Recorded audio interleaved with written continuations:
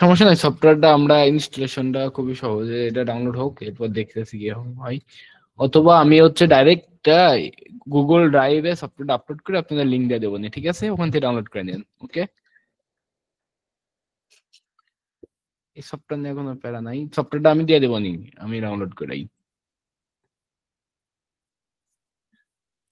তো আজকে থেকে মূলত আমাদের ক্লাসটা শুরু হবে, আর হচ্ছে আমাদের ক্লাসটা হবে আপনাদের প্রতি দিনই, ধরেন যে হচ্ছে একদিন পর পর, আজকে ক্লাস হলো, কালকে দিন পর আবার ক্লাস, কালকে দিন পর আবার ক্লাস, মানে প্রতি একদিন পর পর ক্লাস হবে।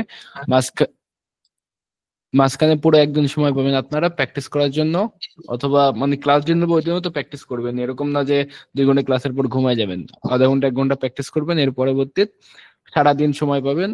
যে প্রবলেম গুলো আমি দিব ওইগুলা সলভ করবেন, যে প্র্যাকটিস গুলা দেবো, অ্যাসাইনমেন্ট দেবো, ওইগুলা করবেন। নেক্সট দিন আবার ক্লাস করবেন, ঠিক আছে? এই হচ্ছে ছোট্ট একটা অ্যানাউন্সমেন্ট। তো আমরা শুরু করব মূলত সি প্রোগ্রামিং দিয়ে, আমাদের যাত্রা শুরু হবে সি প্রোগ্রামিং এর। তো কিছুদিন আগে আমি একটা ফ্রি ক্লাস নিয়েছিলাম কয়েকটা, ওখানে আপনাদের 2-1 জন জয়েন করছিলেন। তো যাই হোক, আমরা একদম প্রথম থেকে শুরু করব, একদম বেসিক থেকে, যেখান থেকে শুরু করার দরকার। তো সি প্রোগ্রামিং শুরু করার আগে আমাদের আসলে স্ক্রিন দেখা যাচ্ছে, তাই না? জি ভাই। ওকে, সি প্রোগ্রামিং শুরু করার আগে আমাদের আগে জানতে হবে আসলে প্রোগ্রামিং জিনিসটা কি। কেউ বলতে পারবেন প্রোগ্রামিং জিনিসটা কি? একটা সমস্যার সমাধানের প্রোগ্রাম। তাহলে তো প্রোগ্রামিং সমস্যার সমাধান, ধরেন যখন আমার একটা সমস্যা আছে, আমার হাতটা ব্যথা করতেছে, এটাও তো একটা সমস্যা, তো ওটা কি প্রোগ্রামিং হবে? না, তাহলে প্রোগ্রামিং জিনিসটা কি? এটা ভার্চুয়াল কোনো প্রবলেম সলভ করে, সফটওয়্যার তৈরি করতে বা এরকম কিছু। এখান থেকে আমরা বলতে পারি, তাহলে আমরা এইভাবে বলতে পারি যে প্রোগ্রামিং ল্যাঙ্গুয়েজের সাহায্যে যে সকল সমস্যার সমাধান করে ওইগুলাই মূলত প্রোগ্রামিং, তাই না? তাহলে এখন প্রোগ্রামিং যদি আসে, প্রোগ্রামিং আবার ভাঙা যায়, একটা হচ্ছে প্রোগ্রাম, আর একটা জিনিসও করা যায়, সেটা হচ্ছে আমাদের প্রোগ্রাম আর প্রোগ্রামিং 2 রকম হতে পারে। এখন কোন প্রোগ্রামিং নাই করলেন, যে প্রোগ্রামিং ল্যাঙ্গুয়েজ যেটা করে এটা প্রোগ্রামিং। প্রোগ্রাম জিনিসটা কি? প্রোগ্রাম জিনিসটা কি বলেন তো?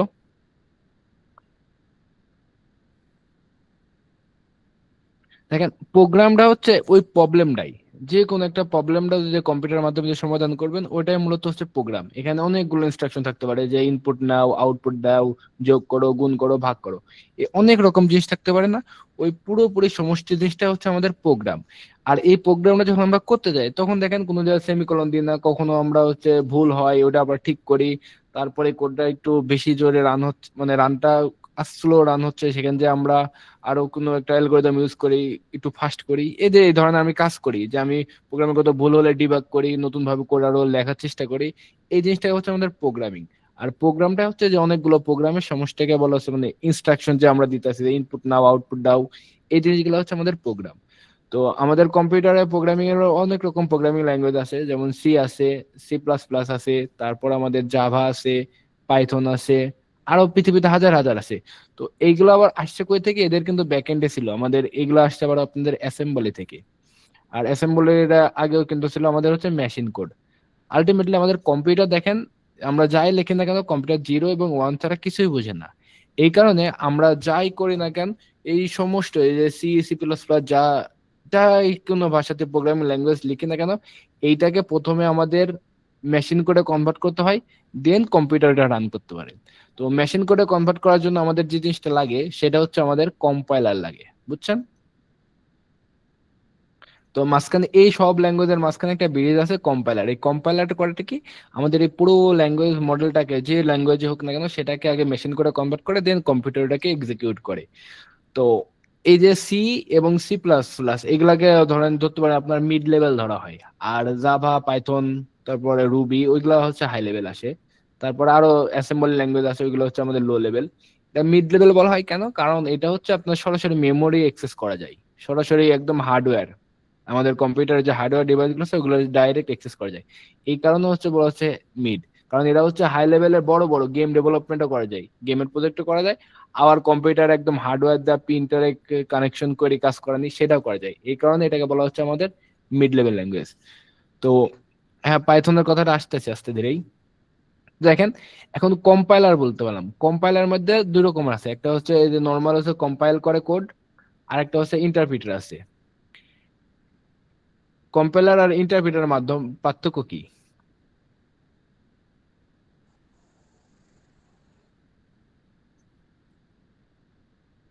কম্পাইলার এর ইন্টারপ্রিটারের মধ্যে পার্থক্য হচ্ছে, দেখেন আমি পুরোপুরি একটা ধরেন যে সি ভাষার একটা কোড লিখলাম, একটা সি প্রোগ্রামিং এর সি সি এর একটা প্রোগ্রাম লিখলাম, এখানে ধরেন যে 500 লাইনের একটা প্রোগ্রাম আছে।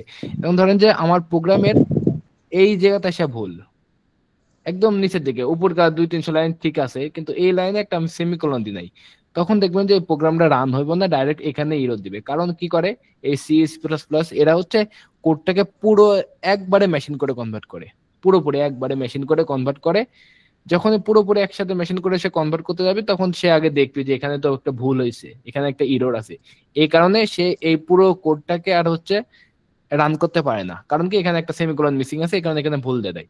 কিন্তু যদি আমরা সি পাইথনের কথা চিন্তা করি, অথবা জাভাও এটা কাজ করে জেভিএম দ্বারা, তো পাইথনের ক্ষেত্রে কি হয়, কি ধরেন যে আমি এখানে প্রোগ্রাম লেখা আছে অনেকগুলো লাইন, আমার এই লাইনে এসে ভুল হয়েছে, মাঝখানে ধরেন যে আমার এই লাইনে হচ্ছে একটা ভুল হলো, তো এই লাইনে যদি ভুল থাকে, এর আলটিমেটলি সবগুলাই কম্পাইলারই করে, আলটিমেটলি সবগুলাই কম্পাইল করে, কম্পাইল না করলে এটা কখনো মেশিন করে আসবে না। তো এ করে কি, একটা একটা করে লাইন করে, আগে এই লাইনটাকে সে কম্পাইল করে, তারপর এই লাইন করে, তারপর সে এই লাইন করে। যখন সে এই লাইন করতে যায়, যখন সে ভুল পাবে, তখন এখানে সে থামবে, এরপর আর যাবে না। কিন্তু এখানে যদি সে থামে, তারপরে দেখেন উপরকার 3 লাইন কিন্তু রান হয়েছে, আর এটার ক্ষেত্রে দেখেন নিচে একদম ভুল, তারপরে কিন্তু একটা লাইনও কোড রান হয় নাই। এই কারণে আমাদের পাইথন থেকে দেখেন লাইন বাই লাইন যেহেতু আমাদের কম্পাইল করতেছে, এই জন্য এটাকে বলা হচ্ছে আমাদের ইন্টারপ্রিটার। আর সি যেহেতু একবারে সবগুলাই করতেছে, এই জন্য এটাকে বলা হচ্ছে কম্পাইলার। ক্লিয়ার? জি ভাই। ওকে। তো বেসিক কথা এটুকাই ছিল যে কম্পাইলার কি, প্রোগ্রামিং কি, আর হচ্ছে প্রোগ্রামটা জিনিসটা কি। তো এখন আমাদের মেন কানেকশন আমরা সি দিয়ে শুরু করব, সি প্রোগ্রামিং। তো সি প্রোগ্রামিং যদি শুরু করতে চাই, তাহলে হচ্ছে আমাদের আগে জানা লাগবে যে সি এর সিনট্যাক্সটা কিভাবে কাজ করে, সি এর সিনট্যাক্সটা আসলে কি। তো দেখেন, সি প্রোগ্রামিং, প্রোগ্রামের মধ্যে হাজার হাজার লাইন থাকতে পারে, একটা 10টা 15টা 50টা এইভাবে হাজার হাজার লাইন থাকতে পারে, অনেকগুলো ফাংশন যা খুশি তাই থাকতে পারে। কিন্তু প্রোগ্রামটা যে শুরু হবে কই থেকে, যে এই লাইন থেকে কি প্রোগ্রাম রান করা শুরু হবে, নাকি এই লাইন থেকে রান করা শুরু হবে, নাকি এই লাইন থেকে রান করা শুরু হবে, এটা সি প্রোগ্রামিং এ বলে দেওয়া আছে। সি প্রোগ্রামিং এ বলে দেওয়া আছে, তুমি যখনই মেইন নামের একটা ফাংশন পাবা, এই যে এরকম একটা লেখা পাবা, তুমি এখান থেকে রান করা শুরু করবা। উপরে যদি 500 লাইনও কোড থাকে, তোমার ওইগুলা কিচ্ছু দেখার দরকার নাই, তুমি যেখানে মেইন পাবা ওখান থেকে রান করা শুরু করো, এরপর বাকিটা দেখার বিষয়। ক্লিয়ার? জি ভাই।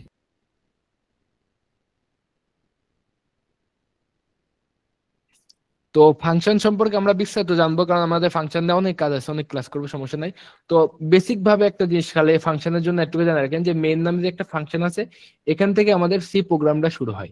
তো ফাংশনের বেসিক স্ট্রাকচারটা খালি এখন খালি একটু মনে রাখার চেষ্টা করেন, আমরা ভবিষ্যতে এটা কি, কেন, কিভাবে হয় প্রচুর কিছু দেখবো, কারণ ফাংশনটা বহুত কিছু আছে, সমস্যা নেই। তো ফাংশন লেখা হয় মূলত এইভাবে, যে ফাংশনের প্রথমে একটা রিটার্ন টাইপ থাকে। প্রথমে চলে আসলাম ফাংশনে, দেখেন প্রথমে থাকে হচ্ছে ফাংশনের একটা রিটার্ন টাইপ, এরপরে ফাংশনের একটা নাম হবে, এরপর একটা ফাংশনের নেম হয়, এরপর একটা হচ্ছে প্যারেনথেসিস দেয়, এই যে ব্লক, এটা হচ্ছে মূলত একটা ফাংশন।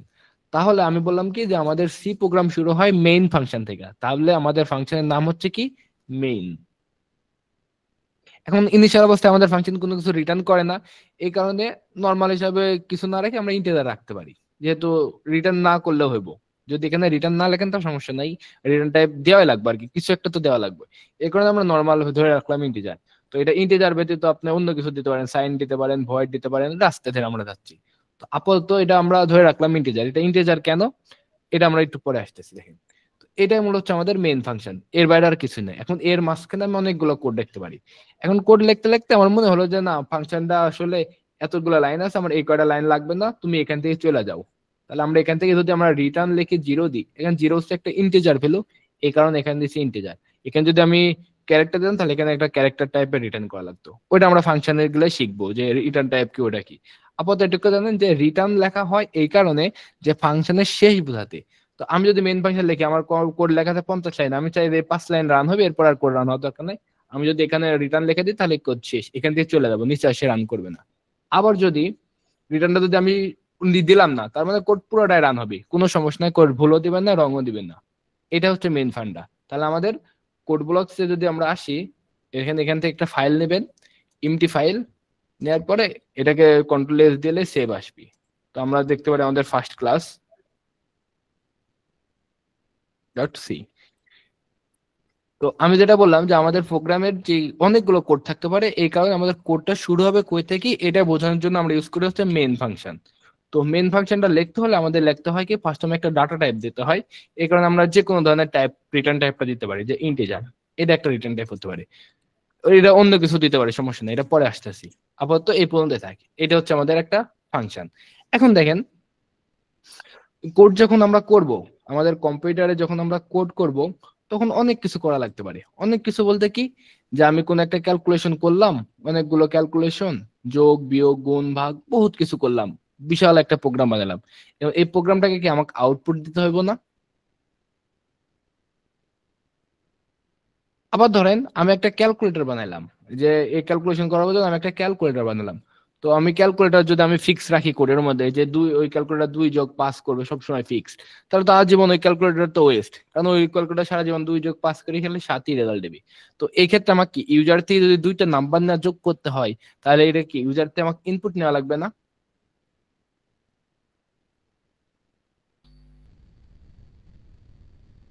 দেখেন, তাহলে আমাদের মূল কাজ কিন্তু প্রোগ্রামিং এর দুইটাই, যে কারো থেকেই যে কোনো একটা প্রোগ্রাম, আমি একটা সফটওয়্যার বানালাম, ওই সফটওয়্যারে ইউজার থেকে ইনপুট নিতে হবে, ব্যাস ওইটাকে আমার মন মতন যা ইচ্ছা সেইভাবে আমি একটা ক্যালকুলেশন করব, করে ওইটাকে জাস্ট খালি আমাকে একটা আউটপুট দিতে হবে। এটাই মূলত কাজ প্রোগ্রামের, কিন্তু আর কোনো কাজ নেই। কোন একটা সমস্যা যদি আমি সমাধান করতে চাই, তাহলে দুইটাই, যে সমস্যাটা সমাধান করতে কি কি ডাটা লাগবে ওই ডাটাগুলো দাও, আমি একজন কম্পিউটার, আমি একটা মেশিন, আমি এটা ক্যালকুলেশন করলাম, যোগ বিয়োগ গুণ ভাগ যা করার লাগে করলাম, তোমাকে আউটপুট দিলাম। এটা তো আমাদের মূল কাজ, তাই না? যে আমাদের ইনপুট আসবে, এটাকে আমরা প্রসেস করব, ব্যাস এটাকে আমরা আউটপুট দেব, তাই না? জি। তো এটা যদি মূল কাজ হয়, তাহলে ইনপুটটা আমাকে নেওয়া লাগবে, আবার আউটপুটও তো আমাকে দেওয়া লাগবে। তো সি প্রোগ্রামিং ক্ষেত্রে আউটপুট দেওয়ার জন্য আমরা যেমন ধরি যে যে বানাইছিল সে নাম দিছে, একটা ফাংশনের নাম দিছে, এটা হচ্ছে প্রিন্টএফ। এটা অন্যান্য প্রোগ্রামিং এ আউটপুট অনেক রকম, যে কোনো প্রোগ্রামে সি আউট আছে, তারপর কোনো প্রোগ্রামে খালি প্রিন্ট আছে, কোনো প্রোগ্রামে কনসোল ডট লগ আছে আউটপুট দেওয়ার জন্য, এক এক প্রোগ্রামে এক এক রকম আসতে যাবো।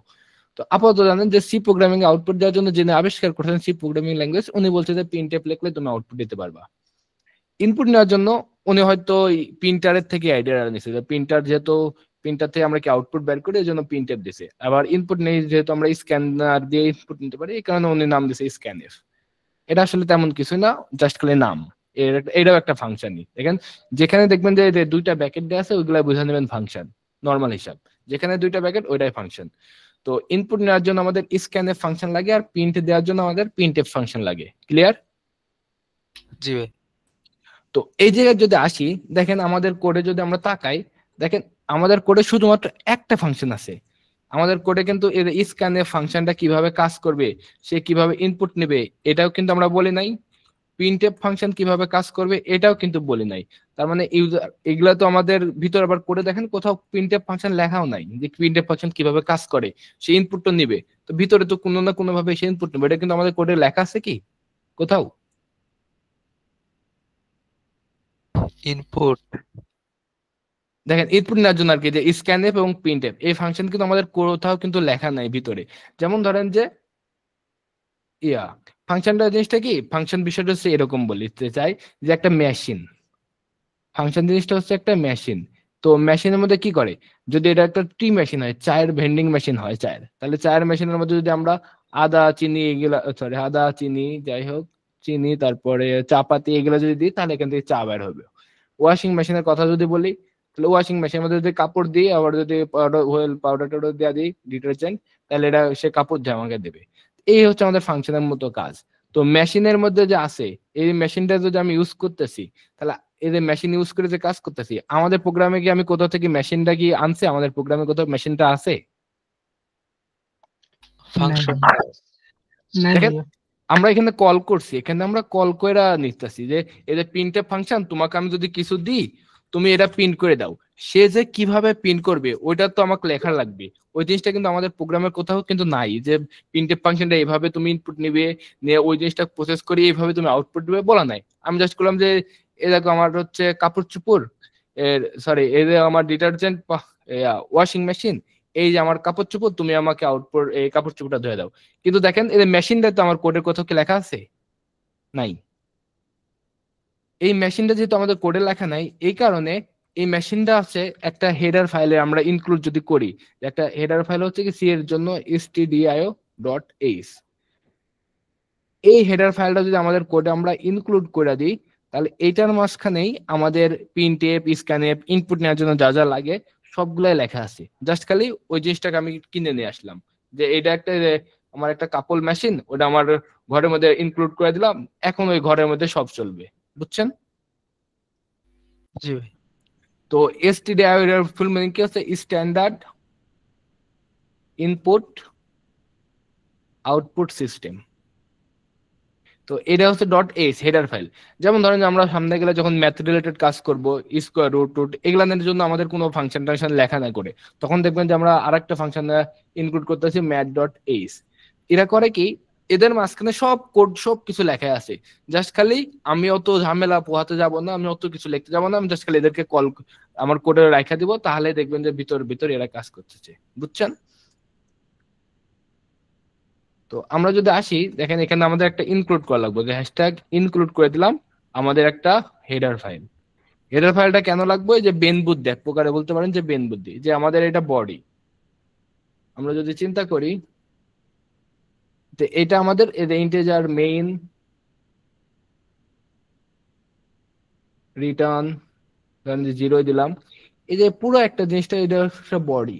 তো খালি যদি আমার বডি থাকে কোনো কাজই নাই, তো আমার তো মাথা লাগবে, কারণ আমার বডির ভিতরে আমি যে যত যা কিছু কাজ করি, যে আমার হাতটা এদিকে যাচ্ছে এদিকে আসতেছে, দেখি আমার কিন্তু বডি করতেছে না, বডির থেকে যাচ্ছে ঠিক আছে, কিন্তু মূলত ইনস্ট্রাকশনটা আসছে কই থেকে? আমার মাথা থেকে আসতেছে না।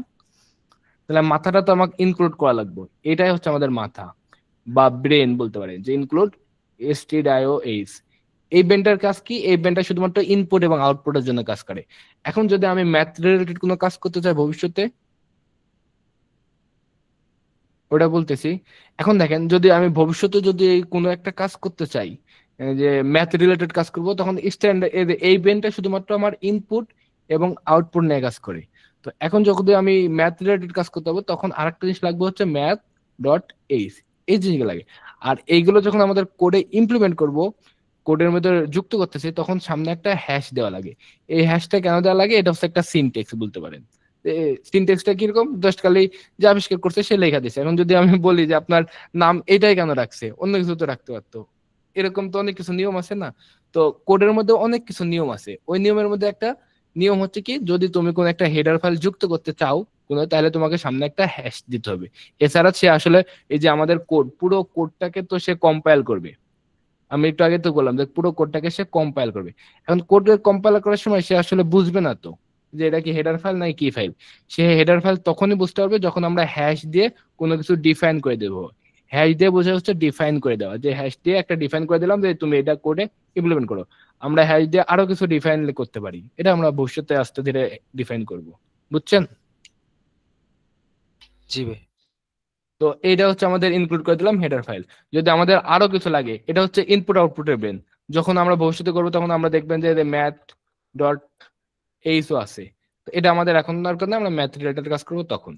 তো এই হচ্ছে আমাদের সি এর সিনটেক্স, যেটা হচ্ছে আমাদের সবসময় কাজে লাগবে।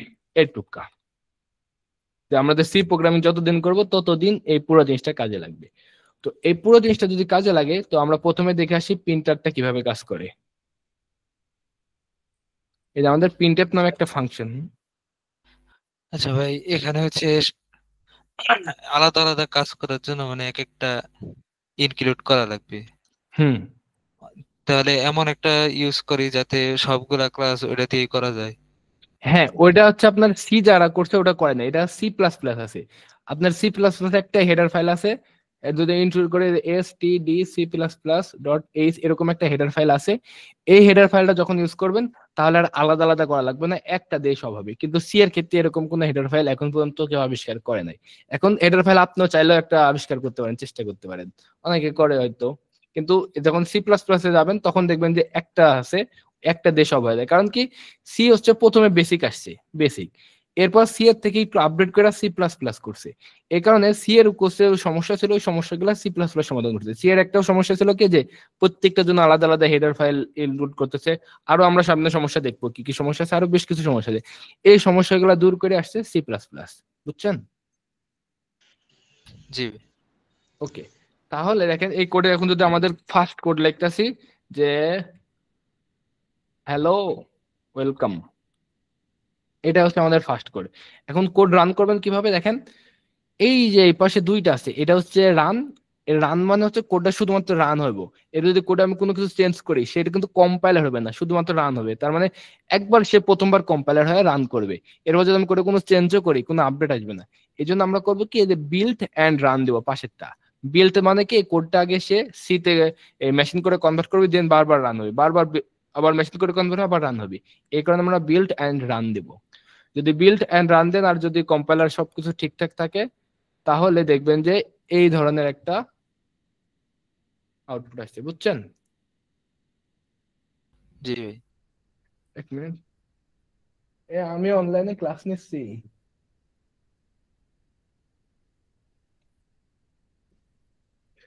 তো এটা ক্লিয়ার সবার? এই যে আমাদের আউটপুট কিন্তু চলে আসছে, দেখছেন? তো এখন একটা জিনিস দেখাই, ধরেন যে আমি এখানে কোনো একটা ভুল করলাম। এই যে দেখেন, প্রত্যেকটা সিতে মনে রাখবেন যে প্রত্যেকটা স্টেটমেন্ট শেষে এক একটা সেমিকোলন দিতে হয়। আমি এখানে একটা সেমিকোলন ভুল করছি, এটা আপনারা প্রাথমিক অবস্থায় অনেকেই করবেন।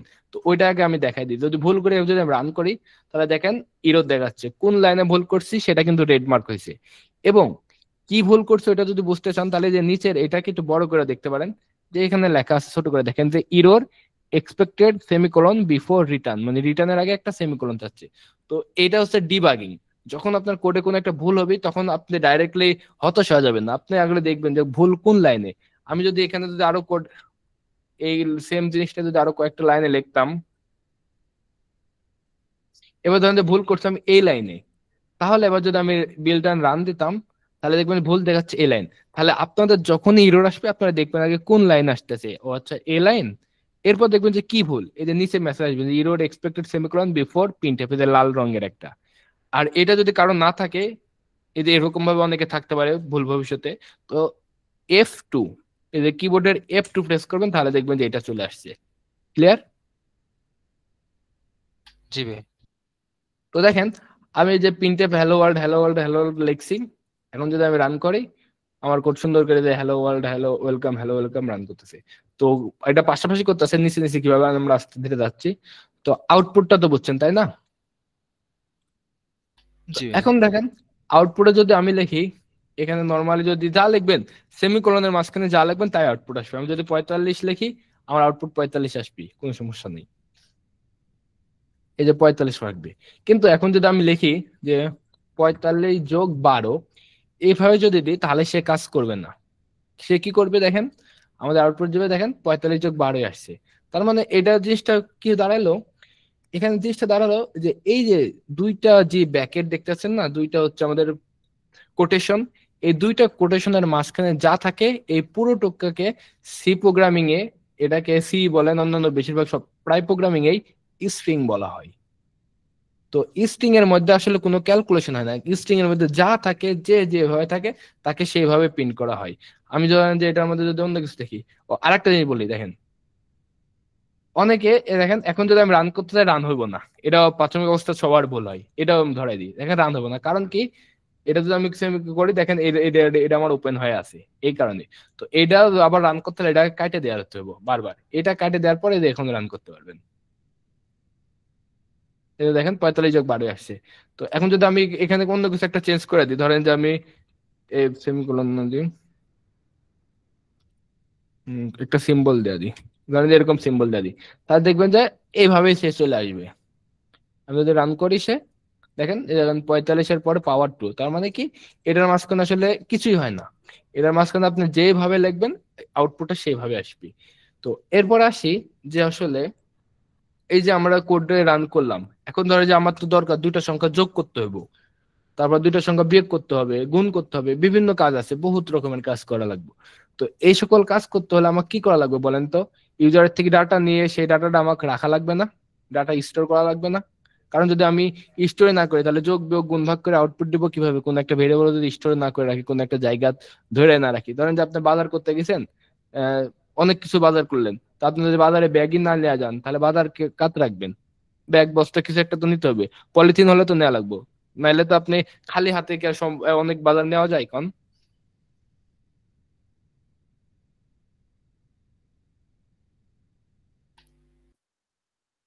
তো খালি হাতে দেখেন বাজারে কিন্তু অনেক কিছু কেনা যায় না, এই কারণে আমাদের কি লাগে? একটা ব্যাগ লাগে। তো আমাদের প্রোগ্রামিং এর ভাষাও ব্যাগটাকে বলা হচ্ছে ভেরিয়েবল। প্রোগ্রামের ভাষায় ব্যাগটাকে বলা হচ্ছে আমাদের ভেরিয়েবল।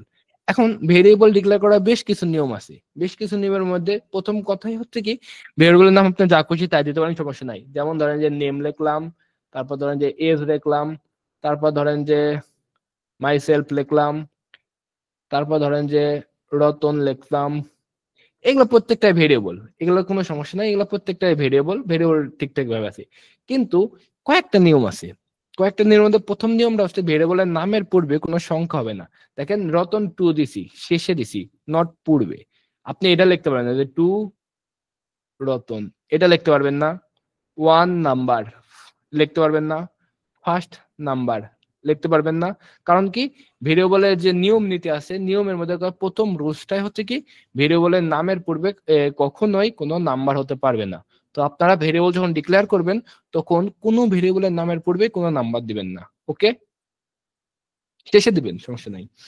এরপর আসি, এই যে ভেরিয়েবল, ভেরিয়েবলের নামের মাঝখানে কোনো স্পেশাল সিম্বল ইউজ করা যায় না। স্পেশাল সিম্বল বলতে সরি মানে স্পেস ইউজ করা যায় না। ধরেন যে এইভাবে লিখলেন যে ফার্স্ট নেম, যদি আমি লিখি এইভাবে লিখলেন যে FRIST ফার্স্ট, এখানে লিখলেন নেম ইকুয়াল ধরেন যে কিছু একটা অথবা খালি রেখা দিলেন, এইভাবে ভেরিয়েবল ডিক্লেয়ার করতে পারবেন না। আপনার যদি মাঝখানে স্পেস রাখতে হয় তাহলে একটা আন্ডারস্কোর দিবেন, অথবা এইভাবে লিখবেন যে ফার্স্ট, তারপরে এই যে একসাথে লিখবেন যে ফার্স্ট নেম, অথবা আন্ডারস্কোর এভাবে দিবেন, মাঝখানে কখনো স্পেস দিবেন না। এটা মূলত হচ্ছে ভেরিয়েবল নেম। আরেকটা নিয়ম আছে কি, এই শর্তগুলো অবশ্যই আপনারা এই যে যখন আমি নোট করতে বলছি না, নোটে অবশ্যই জমা দিবেন। আরেকটা শর্ত আছে, কি আছে, ভেরিয়েবল নামে কখনো কিওয়ার্ড হতে পারবো না।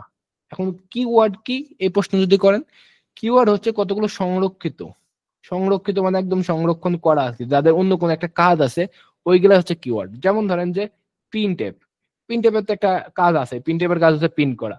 তারপর স্ক্যানএফ, স্ক্যানএফ এর কাজ হচ্ছে ইনপুট নেওয়া। তারপর ধরেন যে ইন্টিজার লিখলাম, তারপর ধরেন যে বহুত কিছু সামনে লিখবো, ফর লিখবো, তারপরে ইলস লিখবো, ইলস ইলস লিখবো, অনেক কিছু লিখবো। এগুলা দেখেন প্রত্যেকটা আলাদা মিনিং আছে, এরা অলরেডি সি প্রোগ্রামিং সংরক্ষণ করে আছে। এদেরকে বলা হচ্ছে আমাদের কিওয়ার্ড। তো ভেরিয়েবলের নাম কখনো কিওয়ার্ড হতে পারবে না, কারণ ভেরিয়েবলের নাম যদি আপনি কিওয়ার্ড দেন, কম্পিউটার তো বুঝবে না যে এটার কাজটা আসলে কি। এটার কাজ হচ্ছে এইটা, কিন্তু এ ভেরিয়েবলের মতন ভাবে লিখছে, তাহলে সে একটা ভুল দিবে। এই কারণে কখনো কিওয়ার্ড দেবেন না, নর্মালি একদম শান্তি মনে একটা ভেরিয়েবল নেবেন। আরেকটা কি, মিনিংফুল দেওয়ার চেষ্টা করবেন। এখন ধরেন যে আমি আপনার সিজিপিএ স্টোর করতেছি, আমি একটা ভেরিয়েবল বানাচ্ছি যে আপনার সিজিপিএ রাখবো। সুন্দরভাবে যদি আমি সিজিপিএ ইকুয়াল টু 3.94 এইভাবে রাখি, আরেকজন ধরেন যে লেখলো হচ্ছে কি এক্স ইকুয়াল টু 3.94, যখন ধরেন যে 6 মাস, 4 মাস, 5 মাস, 2 মাস পর, অথবা কম্পিউটার যখন আপনি সফটওয়্যার ইঞ্জিনিয়ারিং যে কোনো জায়গায় চাকরি করতে যাবেন, তখন তো কোড আপনি একা করবেন না, আপনার কোড আরেকজন দেখবে, আরেক ডেভেলপার 2-3 জন মিলিত কোড করবেন।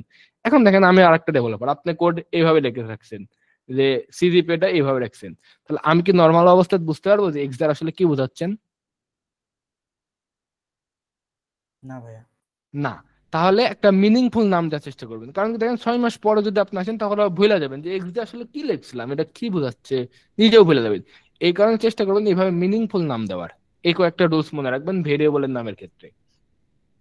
তো এখন ভেরিয়েবলের নামের তো রুলস তো বললেন, এখন ভেরিয়েবল কম্পিউটারে ডিক্লেয়ার করে কিভাবে? নাম তো দিলাম, যে ভেরিয়েবলের নাম আমি সুন্দর করে লিখতে পারি, সমস্যা নাই। তো ভেরিয়েবলের নামের সাথে যখন আপনি সি প্রোগ্রামিং এ এটা রাখতে যাবেন, মানে সি প্রোগ্রামিং এর ভাষাতে লিখতে যাবেন, তখন এটার পূর্বে একটা জিনিস দিতে হয়, এটা হচ্ছে ভেরিয়েবলের ডাটা টাইপ। এই ক্ষেত্রে একটা জিনিস দিতে হয়, সেটা হচ্ছে আমাদের ডাটা টাইপ। এখন আরেকটা সেক্টর চলে আসছে ডাটা টাইপ। ডাটা টাইপ জিনিসটা কি?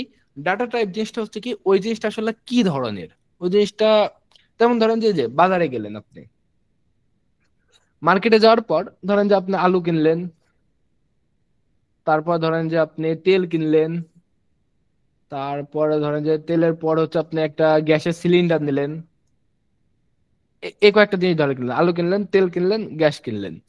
তো এখন দোকানে যা আপনি বস্তা পাড়া দিলেন তেলের দোকানে, গ্যাসের দোকানে যা একটা ব্যাগ দেওয়া দিলেন, আলুর দোকানে যা একটা হচ্ছে ইয়া দিলেন, ওটাকে বোতল বললাম, আলুর দোকানে যা বোতল দিছেন, তেলের দোকানে যা আপনি দিছেন বস্তা, আর গ্যাসের দোকানে হচ্ছে ব্যাগ। জিনিস কি আপনার বাড়িতে নিয়ে আসতে পারবেন? না। পারবেন না। কারণ এই কারণেই এই দেওয়ার ক্ষেত্রে আমাদের ডাটা টাইপটা বলে দিতে হবে যে আপনি ভিতরে যে ডাটাটা রাখতেছেন এই ডাটাটা আসলে কি ধরনের ডাটা।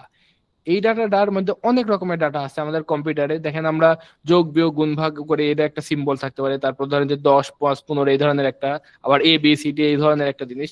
এই কারণে কম্পিউটারে অনেক ধরনের ডাটা টাইপ আছে। অনেক ধরনের ডাটা টাইপ বলতে গেলে বেশিও না, কমন কয়েকটা আছে। সেটা ধরেন যে ইন্টিজার একটা ডাটা টাইপ আছে, ক্যারেক্টার একটা ডাটা টাইপ আছে, ফ্লোট একটা আছে, ডাবল একটা আছে। এইগুলো হচ্ছে একদম বেসিক ডাটা টাইপ, যে ইন্টিজার, ক্যারেক্টার, ফ্লোট, ডাবল। এরপর ধরেন যে এফ এল ও এটি ফ্লোট। এরপর ধরেন যে বুলিয়ান আছে, এটা হচ্ছে আর এক প্রোগ্রামিং ল্যাঙ্গুয়েজ হয়ে গেছে, কিন্তু সি এর ক্ষেত্রে বেসিক ভাবে যদি ধরেন তাহলে এই কয়টা ইন্টিজার, ক্যারেক্টার, ফ্লোট, ডাবল, একদম বেসিক ডাটা টাইপ আসি। ভাই স্ট্রিং নামের একটা ট্যাব আছে না? ভাই স্ট্রিং আসলে আমরা ভবিষ্যতে দেখবো এই সামনে। স্ট্রিং আসলে কোনো একটা ডাটা টাইপ, আলাদা ডাটা টাইপ না। স্ট্রিংটা হচ্ছে ক্যারেক্টারেরই একটা অ্যারে। তো যখন আমরা ক্যারেক্টার করতে হবে তখন দেখবেন যে ক্যারেক্টার দিয়ে মূলত আমরা স্ট্রিং লিখতেছি, এই কারণে স্ট্রিংটা বেসিক ডাটা টাইপে পড়ে না। কারণ স্ট্রিংটা ইউজ করে ক্যারেক্টার, তাহলে ক্যারেক্টার যদি ইউজ করে তাহলে মানে ক্যারেক্টার একটা বেসিক ডাটা টাইপ, তাই না? এদেরকে ইউজ করে যদি আমরা কোনো একটা বানাই তাহলে ওটা তো আর মূল ডাটা টাইপ হইলো না, তাই না? বুঝছেন?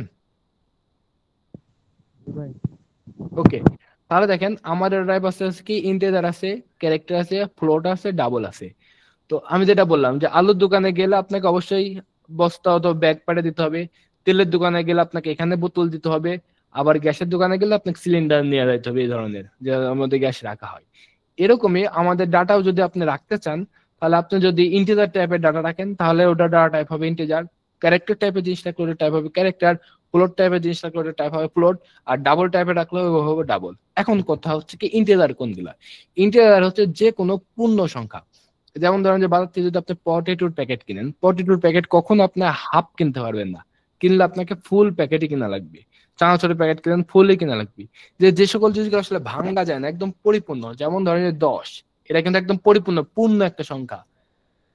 5 পূর্ণ একটা সংখ্যা, 0 পূর্ণ একটা সংখ্যা, -17 পূর্ণ একটা সংখ্যা, -532 পূর্ণ একটা সংখ্যা। দেখেন এগুলা কখনো ভাঙ্গা সংখ্যা না, এই কারণে এদেরকে বলা হচ্ছে ইন্টিজার। তাহলে যখন আপনি যে কোনো ভাঙ্গা সংখ্যা না এরকম সংখ্যা নিয়ে কাজ করতে যাবেন, যে 10 20 50 60 100 500 -50 80 90, তখন ওইটার ডাটা টাইপ হবে ইন্টিজার। ওকে,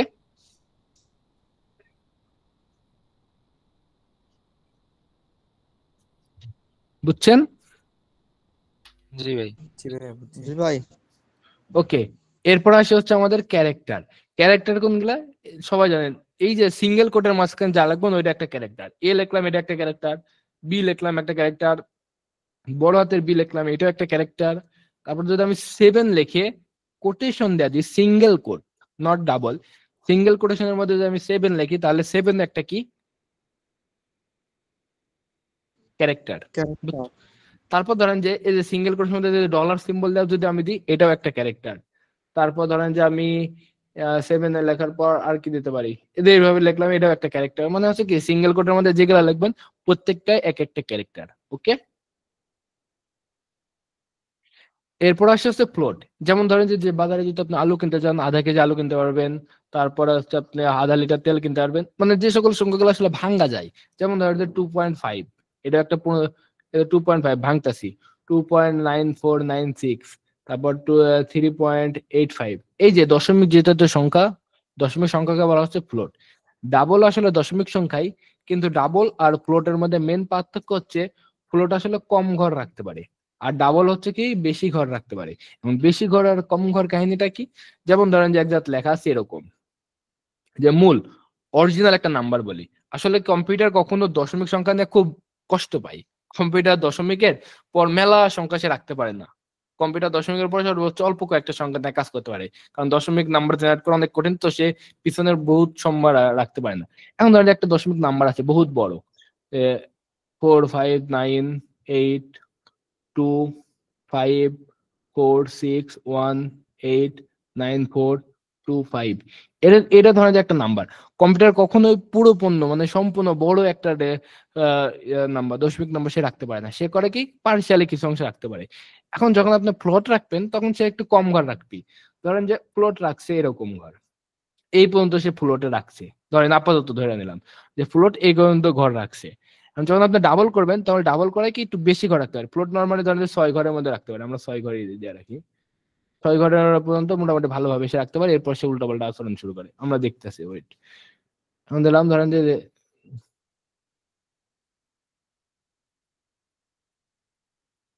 টিকে দিলাম, ওকে। এটা ধরেন যে 6 ঘর, 2 4 6 ঘর পর্যন্ত সে রাখলো।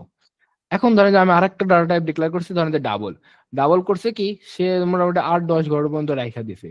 তাহলে বলেন তো কোনটা বেশি মানে ভালো আমাদের কাজ করার জন্য? ডাবলেই ভালো। হ্যাঁ, এটা হচ্ছে আমাদের ডাবলই ভালো। কারণ কি দেখেন, এই যে ডাবল আরো বেশি সংখ্যা রাখতেছে, সে যদি বেশি সংখ্যা রাখে তাহলে আমার আউটপুটটা কি বেশি কারেক্ট হওয়ার কথা। একটা ধরেন যে এই কোন একটা অঙ্কের উত্তর এটা হচ্ছে একদম কারেক্ট উত্তর, তো এখন আপনি উত্তর দিলেন 4 5 9 8 2 5, আর একজন এত পুরোটা দিতে পারলো না, অন্তত এত ঘর পর্যন্ত দিল, তাহলে কি যে একটু বেশি ঘর পর্যন্ত দিচ্ছে তারটা আরো বেশি কারেক্ট না? জি ভাইয়া। তো এটাই মূলত পার্থক্য ফ্লোট আর ডাবলের মধ্যে। তো এই পার্থক্যটা তৈরি হয় কই থেকে? পার্থক্যটা তৈরি হয় হচ্ছে আপনার সাইজ থেকে। প্রত্যেক জনের এক একটা সাইজ আছে। ভাইয়া যেমন ডাবলে কয় ঘর দেয়? ডাবল মোটামুটি আপনার 12 ঘর 10 12 ঘর আর কি। ওটা আসলে ফিক্স না, 10 থেকে 12 ঘরের মধ্যে মোটামুটি কাজ করে। ওকে, এখন ধরেন আমরা লিই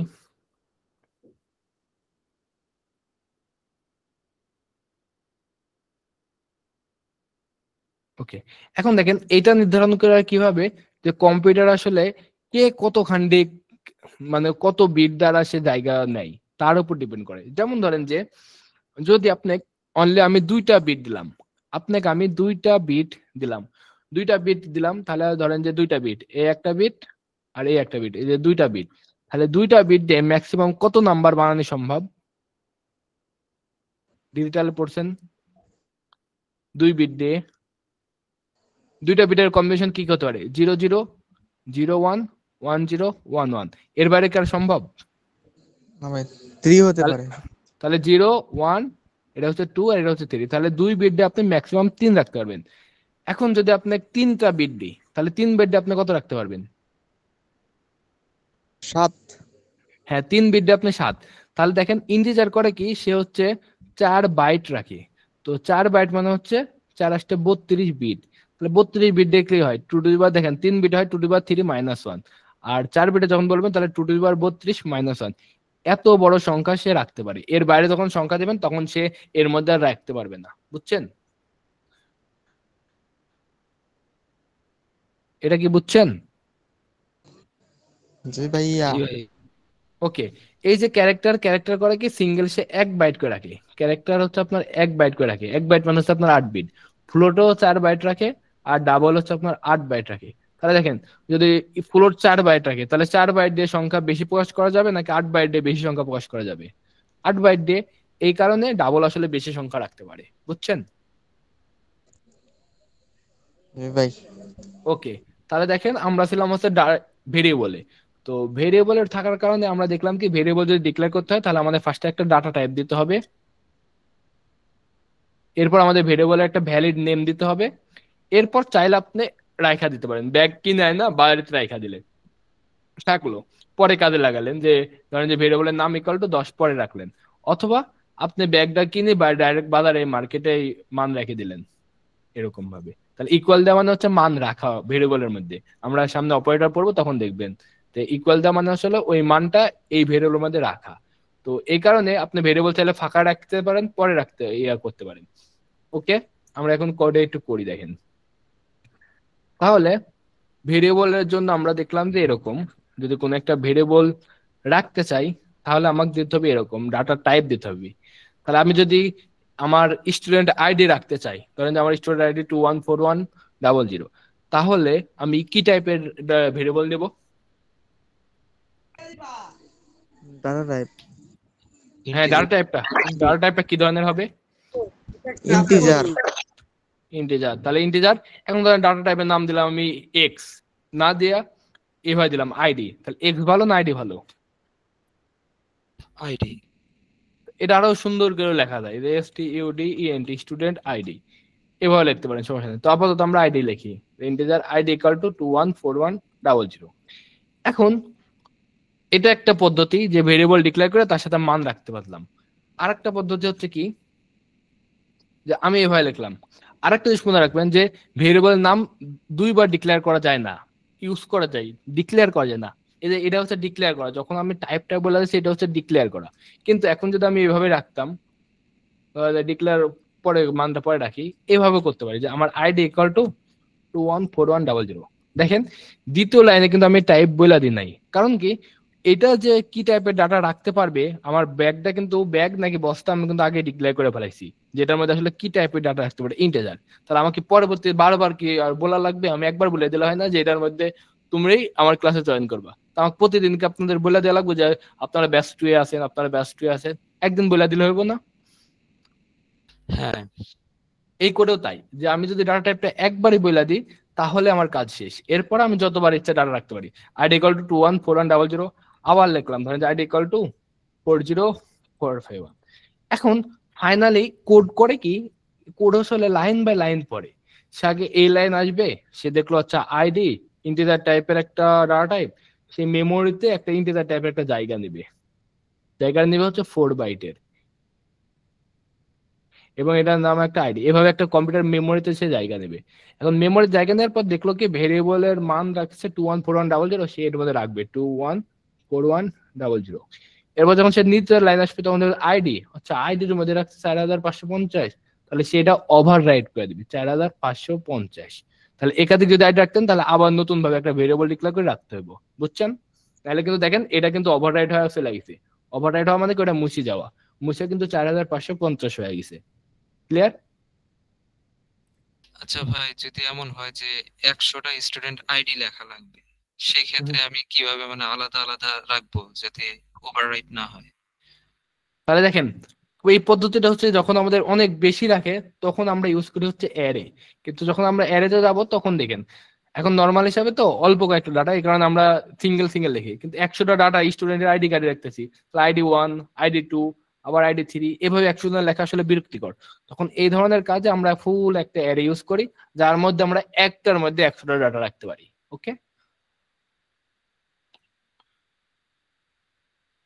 তাহলে আমরা আপাতত এভাবে রাখি যে আইডি ইকুয়াল 214100। এখন এটা আমরা আউটপুট দিব। যদি আমরা আউটপুট দিতে চাই তাহলে আমি কি বলছিলাম, ইউজ করবো আমরা হচ্ছে প্রিন্ট এফ। এখন প্রিন্ট এফ এর মাঝখানে আমাকে বলে দিতে হবে এইভাবে যে আমার এটা একটা আইডি। এখানে একটু ভুল আছে, আমি যাচ্ছি আস্তে ধীরে। এখন দেখেন আমি যদি রান করি তাহলে দেখেন আউটপুট হচ্ছে আইডি, কিন্তু আমি কি চাই, আইডি চাই নাকি আইডির মধ্যে যে মান আছে সেটা চাই? মান চাই। মানটা যাচ্ছে। হ্যাঁ, আমরা মানটা চাচ্ছি। কিন্তু দেখেন আমি একটু আগে বলছিলাম যে এখানে সিঙ্গেল কোডের মধ্যে যা লাগে ওটা একটা স্ট্রিং, আর যখন সে স্ট্রিং হয়ে যায় এটার ভিতরে যা থাকে সে তাই প্রিন্ট করে যায়। এই কারণে আমরা কোনো একটা ভেরিয়েবলের মান আউটপুট দিব তখন আমরা কোনো কোটেশন ইউজ করব না। ওকে, যে কোনো ভেরিয়েবলে যখনই আমরা ভেরিয়েবল ইউজ করতে যাব তখন ওটা আর কোটেশন দেবো না, কারণ যদি আমরা কোটেশন দেওয়া দিই ওটা সে একটা স্ট্রিং হয়ে যাবে, আর স্ট্রিং হলে ওটার মধ্যে যে যেভাবে থাকবে তাকে সেইভাবে আউটপুট দেওয়া দিবি, তাই না? জি। ওকে, এখন যদি আমি রান করি দেখেন এখনো উল্টাপাল্টা আসছে, এখনো কিন্তু আউটপুটটা ঠিকঠাক আসে নাই। কেন আসে নাই এই প্রশ্নের এখন উত্তর দিই। টাইপ বলে দিতে হবে কি তো টাইপের। আপনি তো আগের ক্লাস করছেন একটা না? মেহেদি ভাই ধরে আছে। দেখেন আরেকটা মেন কথা বলি, আপনারা চেষ্টা করবেন। দেখেন আমি কিন্তু আমাদের আগের ব্যাচের রেকর্ড গুলো আপনাকে দিয়ে দিই, আপনাদের সবাইকে দেওয়া আছে, যে গ্রুপে লিঙ্ক দিয়ে দিছি।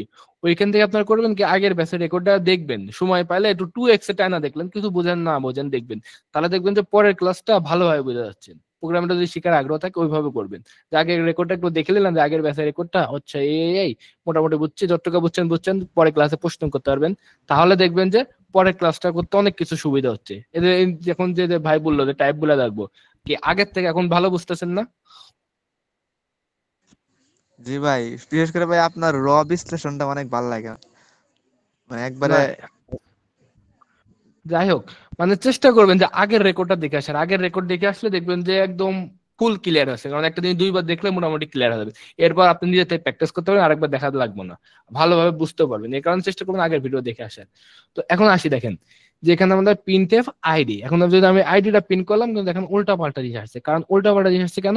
কারণ এই যে আপনি ব্যাগে আপনি জানেন, হ্যাঁ এই ব্যাগের মধ্যে আমার ইন্টিজার টাইপের জিনিস আছে, এটার মধ্যে আমার অথবা ক্যারেক্টার টাইপের জিনিস আছে, অথবা তেল আছে, লবণ আছে, আমি জানি। এখন বাজার থেকে আমি ব্যাগটা আইনা আমি আর বউয়ের হাতে দিয়ে দিলাম, যদি আমার বউ নাই তাহলে আমি আমার মায়ের হাতে দিয়ে দিলাম। ভাই বিয়া করলেন কবে? এর জন্য কইতাছি যে আমার বউ নাই, তাহলে আমি মায়ের হাতে দিলাম। তো এখন যদি আমি মায়ের হাতে দিই, আমি মাকে বলে দিলাম না যে এটার মধ্যে তেল আছে, তুমি সাবধানে রাখো, এটার মধ্যে কাঁচের জিনিস আছে, তুমি সাবধানে রাখো, বলে দিলাম না। মা করলো কি, ডাইরেক্ট এটা ঢাইলা দিল, তাহলে কি জিনিসটা ভাঙ্গাচোরা উল্টা পাল্টা হয়ে গেল না? জি ভাই। কিন্তু কিন্তু যদি আমি এই সময় মাকে বলতাম যে মা এটার মধ্যে কাঁচের জিনিস আছে অথবা তেল আছে, তুমি ঢালো না, এটা আস্তে আস্তে একটা একটা করে বাইর করো, তাহলে গান মা ওটা ঠিকভাবে বাইর করতে হতো। এই জিনিসটা এখানে হচ্ছে যে এটার মধ্যে আসলে ইন্টিজার টাইপের ডাটা আছে আমার আইডির মধ্যে, কিন্তু যখন আমি প্রিন্টারে দিয়ে দিচ্ছি যে তুমি প্রিন্ট করো, প্রিন্টার জানে না শালা আসলে আইডির মধ্যে কি আছে, সে উল্টা পাল্টা জিনিস দিয়ে দিছে। এই কারণে আমাদেরকে তাকে বইলা দিতে হবে। এখন প্রিন্টের মধ্যে বইলা দিতে হবে যে এই যে প্রিন্টের এটার মধ্যে যে ডাটাটা আছে, এটা আসলে একটা ইন্টিজার টাইপের ডাটা, এটা তাকে বইলা দিতে হবে। তো এইটা বইলা দেওয়ার পদ্ধতিটা হচ্ছে আপনার এই এই বইলা দেওয়ার যে পদ্ধতি, সেটাকে বলা হচ্ছে আপনার ফরম্যাট স্পেসিফায়ার।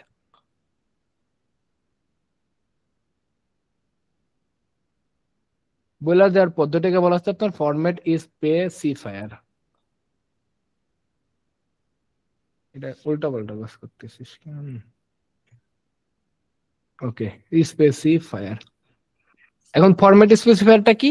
যেমন ধরেন যে ইন্টিজার টাইপের হয়, যদি আমি তাকে বইলা দিতে চাই তাহলে আমাকে পার্সেন্ট ডি দিয়ে বলে দেওয়া লাগবে। তো যখন পার্সেন্ট ডি দিব, তখন সে প্রিন্টার বুঝা নেবে, যে আমাদের প্রিন্টএফ যে ফাংশন, সে বুঝে ফেলাবে পার্সেন্ট ডি, আচ্ছা এটা তাহলে ইন্টিজার টাইপের। এখন যদি এটা, পার্সেন্টেজ দিয়ে দেওয়াটা কি মানে স্পেসিফায়ার বলে? হ্যাঁ এই যে লিখছি তো ফরম্যাট স্পেসিফায়ার, এদেরকে আপনার ফরম্যাট স্পেসিফায়ার বলে আর কি। তো যদি আমাদের ইন্টিজার টাইপের হয় তাহলে তাকে বলে দিতে হবে যে পার্সেন্ট ডি। এটা যদি আমার ক্যারেক্টার টাইপের হয় তাহলে বলে দিতে হবে পার্সেন্ট সি। যদি এটা ফ্লোট টাইপের হয়, তাহলে বলে দিতে হবে যে পার্সেন্ট এফ। আর যদি ডাবল হয়, ডিওবিএল ডাবল হয়, তাহলে পার্সেন্ট এল এফ। এই জিনিসগুলো তাকে বলে দিতে হবে। যখন আমি এই জিনিসগুলো তাকে বলে দিব, তাহলেই সে বুঝা ফেলবে, আচ্ছা এই ব্যাগের মধ্যে এই জিনিস আছে, তাহলে এটাকে আমি এইভাবে প্রিন্ট করি, আচ্ছা এটার মধ্যে ক্যারেক্টার, তাহলে এটা। এখন বলে দেওয়ার পদ্ধতি কি, যে আমাদের প্রিন্টএফটা ছিল না, ওইটাকে আমরা এখন দুইটা ভাগে ভাগ করে ফেলবো। এই ভাগে আমরা বইলা দিব, আর এই ভাগে বলে দেবো যে কি টাইপের ডাটা। যদি ইন্টিজার টাইপ হয় তাহলে পার্সেন্ট ডি দিয়ে বলে দেবো, এবং এই ডাটাটা কার মধ্যে আছে, এই যে আমাদের নাম্বারের আইডির মধ্যে আছে, ধরেন যে এটা ছিল আইডি, তাহলে এই যে আমি লিখলাম আইডি। এখন যখন এটা লিখবেন, এই পাশে সিঙ্গেল ডাবল কোটেশন দিয়ে দিবেন। এই যে ফরম্যাট স্পেসিফায়ারটা সবসময় আপনার স্ট্রিং আকারে দিতে হয়, এই কারণে আপনার দুই পাশে দুটো কোটেশন দিয়ে বলে দেবেন। এটা যখনই পাওয়া যাবে সে বোঝা ফেলবে, আচ্ছা এটার মধ্যে ইন্টিজার টাইপের ডাটা আছে, তাহলে প্রিন্ট করে ফেলাই। তো এখন যদি আমরা কোডে যাই, দেখেন এর আইডি না লিখে আমরা হচ্ছে একটা কোটেশন দিয়ে দিয়ে দুইটা ভাগ করে ফেললাম। এই পাশের ভাগে আমি বলে দেবো যে পার্সেন্ট ডি, আর এখানে আমি বলে দেবো যে ওই ডিটা আসলে কার মধ্যে আছে, আইডির মধ্যে আছে। এখন দেওয়ার পর যদি আমরা রান করি, তাহলে দেখেন 214100, ঠিক আছে।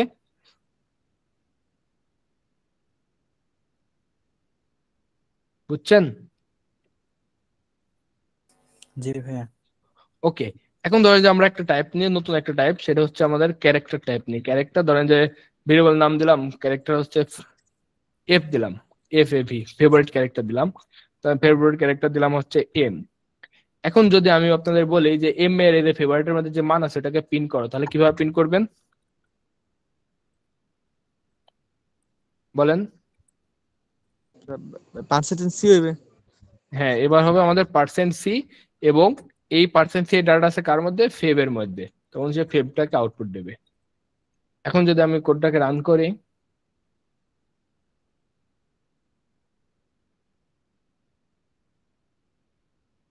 হুম, code- এখানে এখানে একটু ভুল হয়েছে। কি ভুল হয়েছে দেখেন, প্রিন্টএফ বানান ভুল করছি, দেখছেন?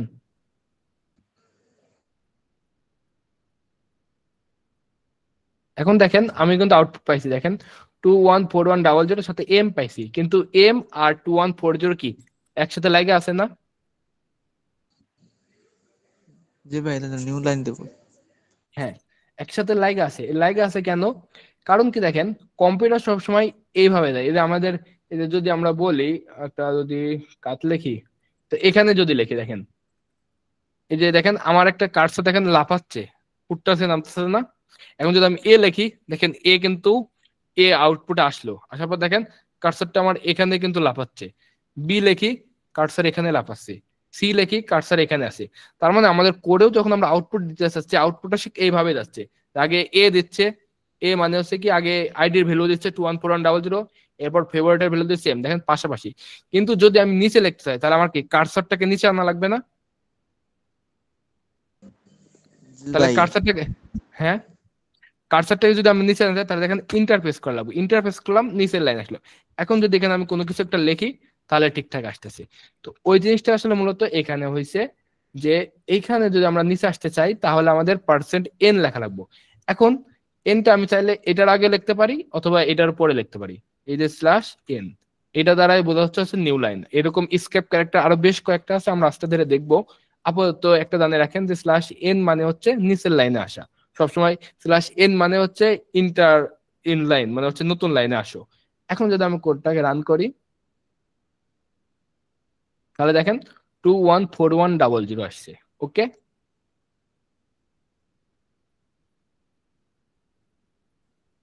এখন দেখেন যদি আমি এখন এরকম চাই যে মাই আইডি ইজ এত, তাহলে এই যে স্ট্রিংটা দেখতেছেন না, স্ট্রিং এর মধ্যে যা লিখবেন তাই আসবে বলছি। এখন যদি আমি স্ট্রিং এর মধ্যে লিখি যে মাই আইডি এত ইকুয়াল এত, এবার ধরেন যে লিখলাম, তাহলে হবে কি জানেন, এই যে পার্সেন্ট ডি, এই জায়গাটা তো আসলে এই পরবর্তী ভেরিয়েবলটা চলে আসবে। পরবর্তী ভেরিয়েবল কোনটা? এই যে এটার মাঝখানে আছে আইডি, তাহলে এখানে আইডির মানটা চলে আসবে। তাহলে আমার আউটপুট পেশে এরকম যে মাই আইডি ইকুয়াল আইডির মান, এই যে পার্সেন্ট ডি যেহেতু লেখা, তার মানে এটাতে একটা ইন্টিজার ভ্যালু প্রিন্ট করা লাগবে। এখানে ইন্টিজার ভ্যালু প্রিন্ট করা লাগবে। কার ইন্টিজার ভ্যালু? এই যে আইডি আছে, তার মানে আইডির ভ্যালু কত? 214100। এভাবে এখন আমরা আউটপুট পাবো। তো এখন যদি আমরা কোডটাকে রান করি, দেখেন এটা আসছে যে মাই আইডি ইজ 214100। ক্লিয়ার? ভাই আপনি যে বললেন এই যে মানে কোটেশনের ভিতরে যেটা থাকবে আমাদেরকে সেটাই দেখাবে, কিন্তু এখানে তো স্যার এই যে পার্সেন্টেজ দিতেছেন এগুলা মান তো মানে অন্যভাবে ইউজ করা হইতেছে, মানে এই বিষয়টা কি? এই বিষয়টা হচ্ছে কি দেখেন, এটাই আসলে বলে দেওয়া যে এখন দেখেন এই যে যখন এদের কয়েকটা সিকোয়েন্স আছে, যেটা বললাম যে পার্সেন্ট ডি, পার্সেন্ট সি, তারপর পার্সেন্ট এফ, এইগুলা দ্বারা আসলে এগুলা কখনো আউটপুটে আসবে না। এইগুলাতে কোন একটা ভ্যালু দ্বারা রিপ্লেস হবি। এখন কোন ভ্যালু দ্বারা রিপ্লেস হবি, এটা নির্ভর করে হচ্ছে আপনি এখানে কি লিখছেন। এখানে যদি আইডি লিখে রাখেন, তাহলে এ ভ্যালুটা আসলে আইডি দ্বারা রিপ্লেস হবি। এখন দেখেন আমি ধরেন যে একটু পাশাপাশি করি, এরা নিচেরটা বাদ দিই। এখন ধরেন যে এই লাইনটা আমি বাদ দিলাম, দেওয়ার পরে এই একসাথে লিখলাম, স্ল্যাশ নতুন লাইনে আসলাম না, আপাতত পরে আসতেছি দেখেন। এখন যদি আমি ইকুয়ালটাতে এইভাবে লিখি যে মাই ফেভারিট ক্যারেক্টার, এভাবে ধরেন লিখলাম যে মাই ফেভারিট ক্যারেক্টার। এখন আমি দেখাতে যাচ্ছি মাই ফেভারিট ক্যারেক্টার ইকুয়াল কিছু একটা অথবা কোলন দেওয়া দেখা যাচ্ছে। দেখেন এই পর্যন্ত এইভাবে আউটপুট আসবে, কোলনই আসবে।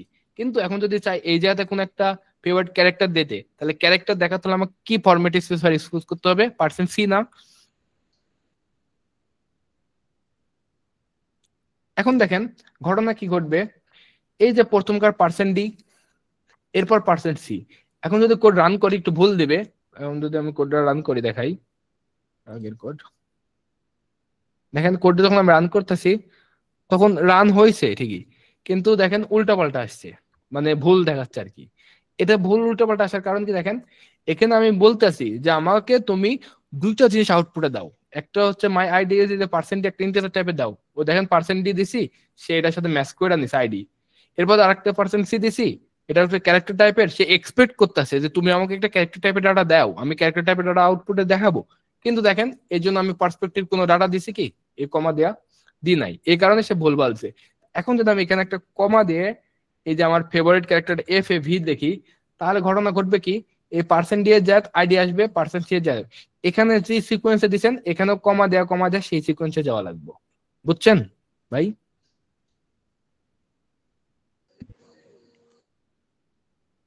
জি ভাই। তাহলে এখন যদি দেখাই, তাহলে দেখেন দেখেন আউটপুটে আরেকজন কমেন্ট কি করছিলেন, এখন যদি ভাই আইডিতে পার্সেন্ট সি ইউজ করি তাহলে কি হবে। এখন যদি আমরা আইডিতে পার্সেন্ট ইউজ করি, এটা আমরা দেখি কি হবে। এখন যদি এখানে আমরা পার্সেন্ট সি দিই, তাহলে অবশ্যই এটা উল্টাপাল্টা একটা জিনিস। কারণ কি দেখেন, এই যে আমার আইডি, সে হচ্ছে একটা ইন্টিজার ভেরিয়েবল, কিন্তু তাকে আমি বলতেছি এখানে আসলে পার্সেন্ট সি দিছি, তার মানে সে একটা উল্টাপাল্টা গার্বেজ জিনিস দিবে, যেটা আসলে কোনো এক্সিস্টিং এরকম করে না, উল্টাপাল্টা নিয়ে দেবে। এখন দেখেন যদি আমি দিই, দেখেন মাই আইডি ইজ টি দিছে, তার মানে এখানে সে একটা টি, একটা ইন্টিজার টাইপের ক্যারেক্টার টাইপের ডাটা দিতে হবে। এবং ক্যারেক্টার টাইপের কি আছে পার আইডির মধ্যে, সে উল্টা পাল্টা একটা জিনিস দিচ্ছে, এটা আসলে গার্বেজ ভ্যালু, এটা আসলে কোনো এক্সিস্টিং মিনিং নাই। টি আসতে পারে, এক্স আসতে পারে, ওয়াই যা সিম্বল যে কোনো কিছু আসতে পারে। এই কারণে আপনার আসলে ডাটা টাইপটা কি ধরনের সেই জিনিসটা এখানে দিবেন। যদি আমার আইডি ইন্টিজার, তাহলে ইন্টিজার, এই ফেভারিট ক্যারেক্টার, তাহলে পার্সেন্ট সি। বুঝছেন সবাই?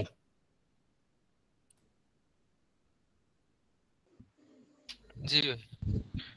তাহলে আউটপুট দেখেন আমি কিন্তু আবার এক লাইনে দিয়েছি। এখন যদি আমি চাই, দেখেন আমি যদি আউটপুটটা দেখাই আরেকবার, দেখেন আউটপুটে কিন্তু পুরোপুরি একটা লাইন আছে যে মাই আইডি ইজ এত, মাই ফেভারিট ক্যারেক্টার এম। এখন যদি আমি চাই যে মাই ফেভারিট ক্যারেক্টার এম এটা নিচের লাইন আসুক, তাহলে জাস্ট এইখানে যদি আমরা একটা স্ল্যাশ এন ব্যবহার করি, তাহলে দেখবেন যে নিচের লাইনে চলে আসছে। কারণ কি স্ল্যাশ এন এর কাজ হচ্ছে নিচের লাইনে আনা। দেখেন মাই আইডি ইজ এত, মাই ফেভারিট ক্যারেক্টার এম। এখন যদি আমি মাই ফেভারিট ক্যারেক্টার এর পরেও একটা নতুন লাইন দিয়ে দিই, ধরেন যে এখানে একটা নতুন লাইন দিয়ে দিলাম, তাহলে সে করবে কি, মাই আইডি ইজ এত, আইডিটা ভালোভাবে প্রিন্ট করবে, নতুন লাইনে যাবে, মাই ফেভারিট প্রিন্ট করবে, আবার নতুন লাইনে যাবে, ক্যারেক্টার সি প্রিন্ট করবে। এবার যদি আমরা আউটপুট দেখি, তাহলে দেখেন এই যে মাই আইডি ইজ এত, মাই ফেভারিট, তারপর দেখেন ক্যারেক্টার নতুন লাইনে, তারপর এম। তাহলে আউটপুটটা নিয়ে কারো কোনো প্রশ্ন আছে?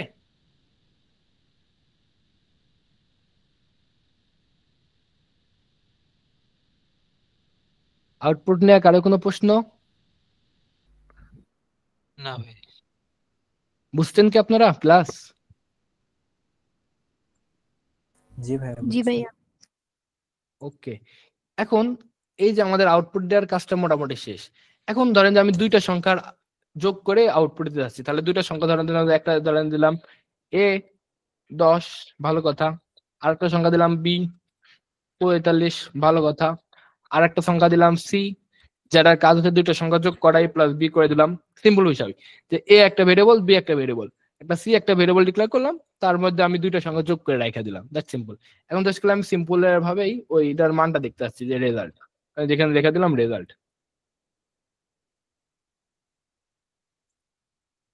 তাহলে রেজাল্টটা এখানে কি একটা ইন্টিজার টাইপের ডাটা, ওকে পার্সেন্টেজ, এখানে রেজাল্ট আসবে কার মাঝখানে থেকে রেজাল্ট আসবে, ও আচ্ছা রেজাল্ট আছে আমার সি এর মধ্যে, তাহলে আমি সি এরটা আউটপুট দেবো, এই যে আমি পার্সেন্ট সি দিয়ে দিলাম শুধু। এখন যদি আমি আউটপুট দেখি, তাহলে দেখবেন দুইটা সংখ্যা যোগ করে আউটপুট দেওয়া দিছে 45। ওকে, এখন কথা হচ্ছে যে আমাদের কোডটা এটা তো সিম্পল ভাবে সে করে দিল, যে দুইটা সংখ্যা সে যোগ করলো করে আউটপুট দেওয়া দিল। এখন সারা জীবন কি ওই দুইটা সংখ্যায় করবে যে 10 আর 45ই? এরকম না। আমি একটা সফটওয়্যার বানালাম যেটা শুধুমাত্র সারা জীবন 10 আর হচ্ছে 45ই যোগ করে, তাহলে তো আর একটা ঘটনা ঘটে গেল। এই এই ক্যালকুলেটর তো মার্কেটে চলবে না, কারণ কি এই ক্যালকুলেটর সারা জীবন 10 আর 45ই যোগ করে। এই ধরনের ক্যালকুলেটর তো আমরা বানাবো না।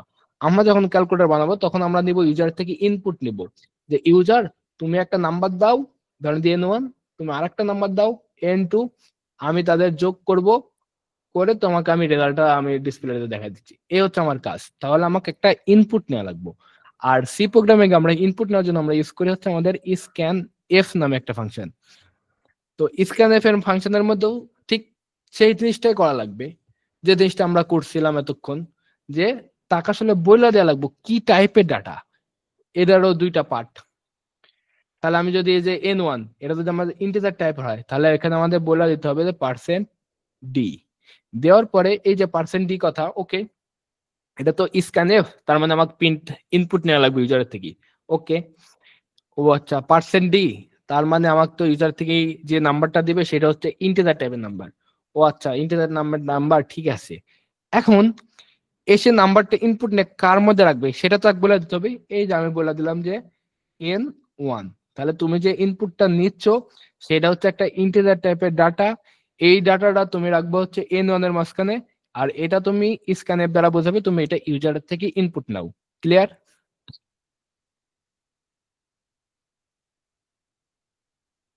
বুঝছেন কি?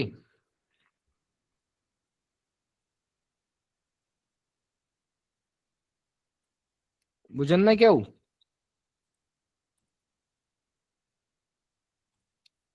হ্যালো?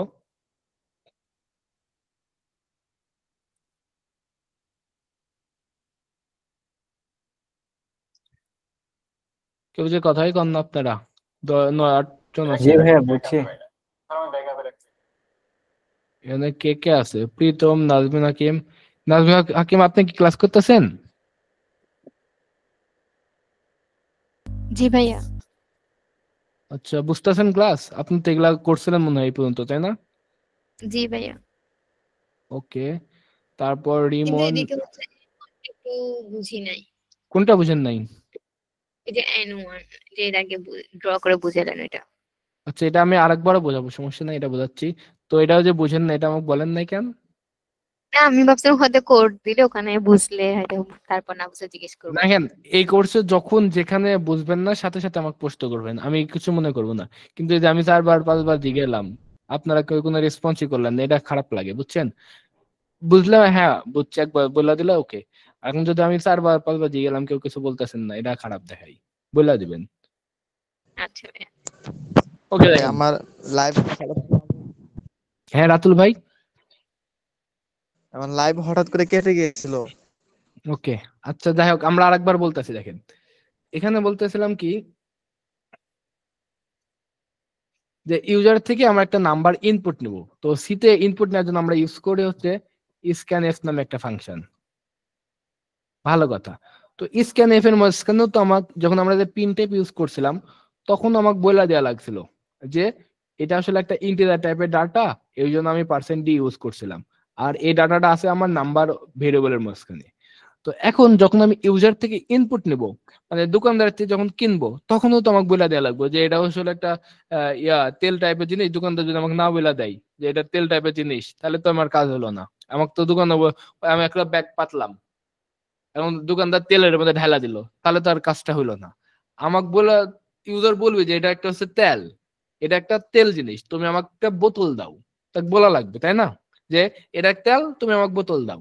কিন্তু ও ঢালা দিল তেল, আমি এখানে ব্যাগ পাতে বসে রাখছি, তেল সব গেল নিচ্ছে, তাহলে তো হলো না। এই কারণে স্ক্যান অ্যাপের সময় আমাকে বলে দিতে হবে যে এই যে আচ্ছা তুমি ইনপুট দিব, ওটা তোমার ইন্টিজার টাইপের, এই দেখো আমার %d। এখন ইন্টিজার টাইপের ডাটা, ইন্টিজার টাইপের ডাটা তো পৃথিবীতে হাজার হাজার আছে। তোমার মাঝখানে ভেরিয়েবল অনেকগুলো থাকতে পারে, নাম্বার 1 নামে একটা ভেরিয়েবল থাকতে পারে, রেজাল্ট নামে ভেরিয়েবল থাকতে পারে, এক্স নামে ভেরিয়েবল থাকতে পারে, ওয়াই ভেরিয়েবল, বহুত ভেরিয়েবল থাকতে পারে। আমি রাখবো কই? এই ডাটাটা আমাকে বলে দিতে হবে। তো আমি যদি নাম্বার 1 এর মধ্যে রাখতে চাই, তাহলে এখানে বলে দিতে হবে যে এটা একটা হচ্ছে নাম্বার 1। বুঝছেন? জি ভাই বুঝছি। তবে এখানে একটু জি মিসিং ভাইয়া। আছে, আমরা এখানে এখানে একটু মিসিং আছে, আমরা যাচ্ছি আস্তে ধীরে, সমস্যা নাই। N1 ধরেন আমরা চাচ্ছি ইউজার থেকে যা ইনপুট নিচ্ছে ওইটা খালি আউটপুট দেখতে চাচ্ছি। ধরেন যেরকম ইউজার থেকে স্ক্যানএফ, এখন প্রিন্টএফ।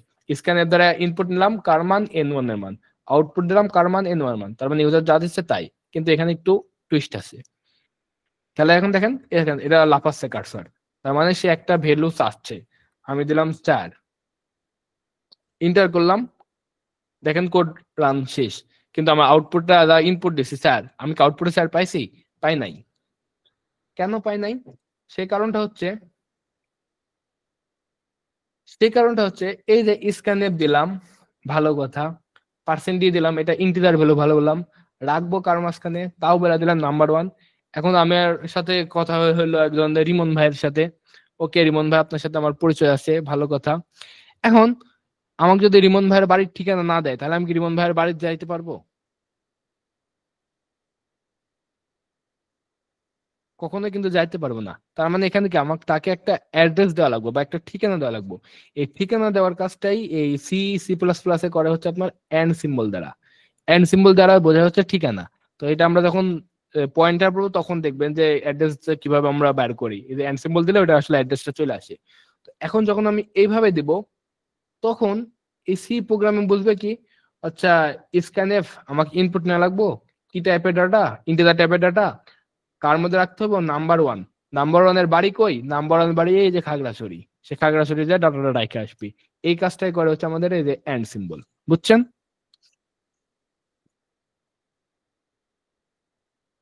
তাহলে এখানে আমাদের ছোট্ট করে একটা এন্ড সিম্বল ইউজ করতে হবে।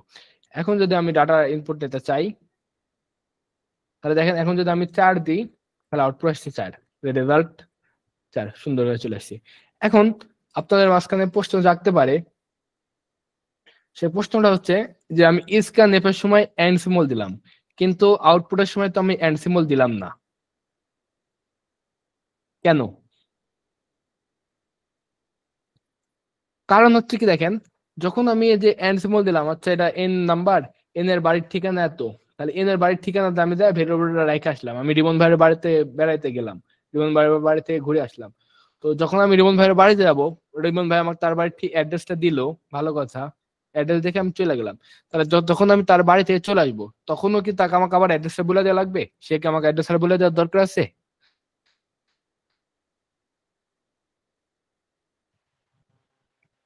রেসপন্স করেন। না। এই যে বাকি গেলেন সবাই যে চুপ থাকেন, আসলে চুপ থেকে কাজ নাই, বুঝছেন?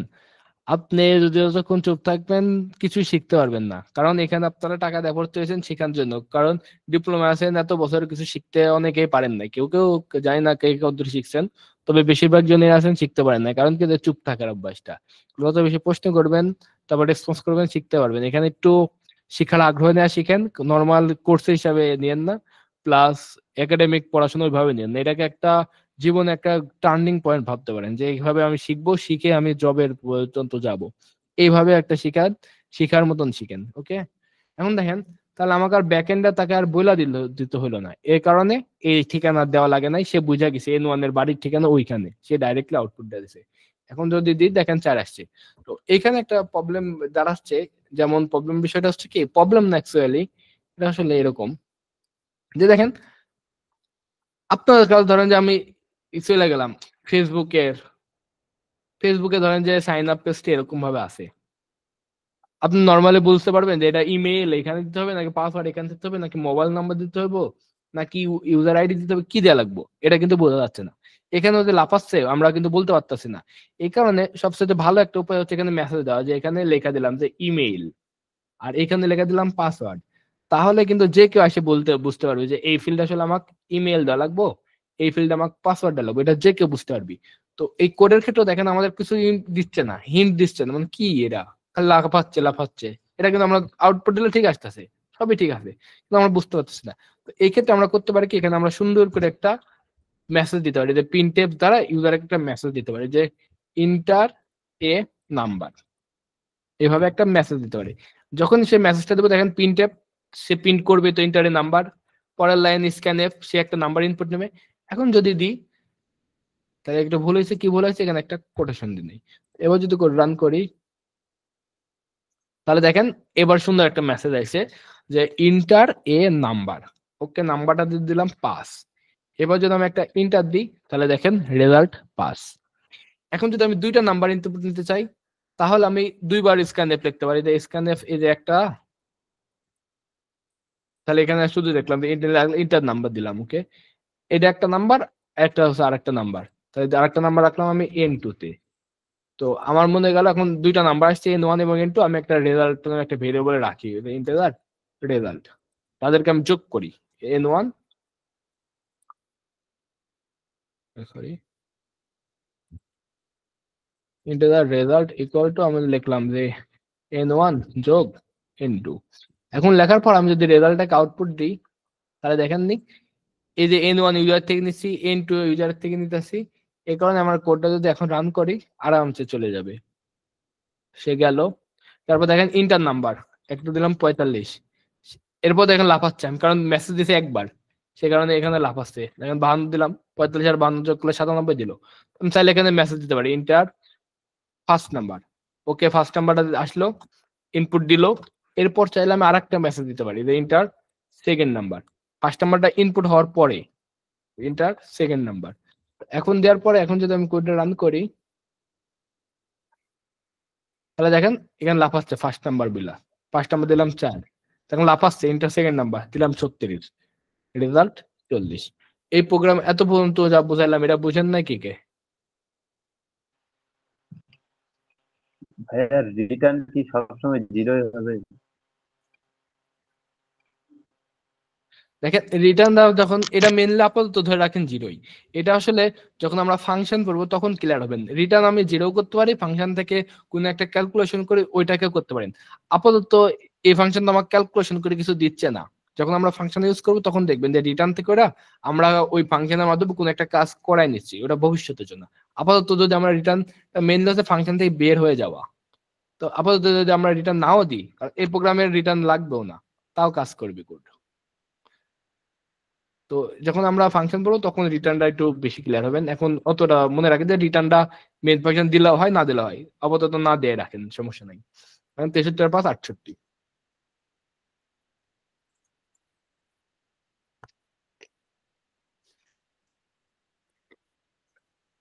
এই পর্যন্ত সবার ক্লিয়ার? জি জি ভাইয়া। ভাই ক্লিয়ার। ওকে, তাহলে দেখেন যোগ করতে পারবেন, এখন গুণ করতে পারবেন, বিয়োগ করতে পারবেন, এগুলা পারবেন না? জি ভাই এখন একটা জিনিস দেখাই, এই দুইটা নাম্বার কিন্তু আমরা পাশাপাশি ইনপুট নিতে পারি। এদের দুইটা লাইনে না করে এদের কমা দিয়ে যে পার্সেন্ট ডি, এই পার্সেন্ট ডি এর জন্য। এখন ধরেন যে আমি যোগ করবো না, আপাতত ক্যারেক্টার ইনপুট নিয়ে যে আউটপুট লিখি, এখানে একটা পার্সেন্ট সি দিলাম, আর একটা ধরেন যে পার্সেন্ট সি দিলাম, একটা ক্যারেক্টার টাইপের নিব সিগন্যালের জন্য আর কি, সি। তাহলে কি হবে, এদের রেজাল্টের মানটা ডি এর মধ্যে আসবে, এবং সি না দিয়ে এটা আমরা সিএস দিতে পারি, এবং সিএস এর মানটা এখানে আসবে। তার মানে ইনপুট যা দেবো আউটপুটটা আসবে। এবং দুই ধরনের জিনিস আমরা এবার ইউজার থেকে ইনপুট নেব। তো মেসেজ দিতেও পারি, না দিলেও সমস্যা নাই, আপাতত মেসেজ থাকুক, যে ইন্টার ইনপুট লিখে দিই। এখন দেখেন দুইটা জিনিস নিতেছি, n1 নিতেছি, এরা পার্সেন্ট ডি এর মধ্যে যাবে। এরপর যদি আমি সিএস মানে ক্যারেক্টার নিতে চাই, তাহলে একটা কমা দিয়ে পার্সেন্ট সি দেওয়া লাগবে। এরপরে আবার এখানে কমা দিয়ে এই যে পার্সেন্ট সিটা কার জন্য নিতে যাচ্ছি, সিএস এর জন্য। তাহলে দেখেন প্রথমকার ইন্টিজার টাইপের আসবে n1 এর মধ্যে, পরকার ক্যারেক্টার আসবে সিএস এর মধ্যে। এখন যদি আমরা আউটপুটে দেখতে চাই, এখানে একটা ভুল হয়েছে। কি ভুল হয়েছে, F2 দিবেন, তাহলে দেখবেন যে ইরর রেজাল্ট আনডিক্লেয়ার। আনডিক্লেয়ার বলতে কি, এখানে আমি রেজাল্ট প্রিন্ট করছি, সো n1 হবে। সরি, দেখেন ইন্টার ইনপুট। এখন যদি ইন্টার ইনপুটে যাতে আমি 45 দিই, এবং একটা মাঝখানে দেখেন স্পেস আছে, একটা স্পেস দিয়ে যদি আমি একটা ক্যারেক্টার দেওয়া দিই জি, তাহলে আউটপুট দেখেন 45 জি আসছে। বুঝছেন? জি ভাই বুঝছি। কিন্তু আমি যদি এইভাবে ইনপুট নিতে চাই, ধরেন যে আমি একটা ইনপুট চাচ্ছি এরকম, যে ইনপুট দিব হচ্ছে আমি এইভাবে 45, জি, আমার আউটপুট আসবে হচ্ছে 45 আর জি। ইনপুট চাচ্ছি, দেখেন ইনপুট দিচ্ছে আমি হচ্ছে কমা সেপারেটেড, কমা দেওয়া, কিন্তু এখন চাচ্ছি আমি হচ্ছে সরি স্পেস দেয়া। এখন আমি চাচ্ছি হচ্ছে কমা দেয়া ইনপুট, ওইটা যদি আমরা দিই তাহলে কি প্রবলেমটা হয় এটা আগে দেখি। দেখেন ইনপুট আসছে, আমি দিলাম 45, কমা দিলাম এফ, দেখেন আউটপুট আসছে 45 আর কমা, এফ কিন্তু আসে নাই। এটা একটু দেখে বলেন তো কেন আসে নাই? সাধারণ এতক্ষণ যা শিখছেন তার উপর ভিত্তি করে কোন এই স্পেসটা কয়েকটা ক্যারেক্টার হিসেবে নিছে। কারেক্ট, একদম ঠিক কথা। দেখেন 45, ওকে 45টা চলে গেছে এর মধ্যে, এরপরে যে কমা, সে এটাকে ভাবতেছে কি একটা ক্যারেক্টার। এই কারণে এটার জন্য একটা সুবিধা হচ্ছে কি, আপনি যদি কমা সেপারেট নিতে চান তাহলে এখানে একটা কমা দেয়া দিবেন, এখানে একটা কমা দিবেন। এটা কারণ এটা সবসময় ইনপুট হিসাবে করে স্ক্যানএফ, এটা কিন্তু আউটপুটে কিছুই দেয় না। তো এখানে একটা কমা দিবেন। তো কমাটা যখনই দিবেন তখন সে ভাববে কি যে একটা ইন্টিজার টাইপ, তারপর একটা কমা আসবে, কমার পর একটা ক্যারেক্টার আসবে। এখন যদি আমি এভাবে দিতে চাই তাহলে দেখেন আমি দিলাম 45 কমা জে দিলাম, দেখেন আউটপুট আসছে 45 আর জে। এখন যদি কমার জায়গায় যদি আমি অন্য কিছু দিই তাহলে অন্য কিছুই আসবে। এখন যদি কমার জায়গায় ধরেন যে আমি এরকম দিয়ে দিলাম, কমা না দেয়া 5 দিলাম, এইভাবে দিলাম 4 দিলাম, সরি 4 দিলাম। এখন যদি আউটপুটটা দিই তাহলে যদি আমি একটা উল্টা পাল্টা ধরেন যে আমি নর্মালি দিলাম 21 আর এই 21 আর কে দিলাম, দেখেন আউটপুট আসছে 21। আর এই যে এই স্পেসটাকে সে ধরে নিছে, নর্মাল ভাবে আসে নাই, কারণ কি সে এক্সপেক্ট করতেছে 21 দিবে, তারপর একটা 4 দিবে, তারপর তুমি একটা ক্যারেক্টার দিবে। এইভাবে সে একটা এক্সপেক্ট করতেছে। এখানে আপনি যা খুশি কমা দিলে কমা এক্সপেক্ট করতেছে। এখন যদি আমি দিই ধরেন যে একটা নাম্বার 45, এরপরে সে একটা 4 এক্সপেক্ট করতেছে, তারপর ক্যারেক্টার জি, দেখেন 45 আর জি চলে আসছে, স্যার কিন্তু স্যারের জায়গাতে থেকে গেছে। এইভাবে যদি আপনি মাঝখানে কিছু রাখতে চান তাহলে ওইভাবে দিতে পারেন, বুঝছেন?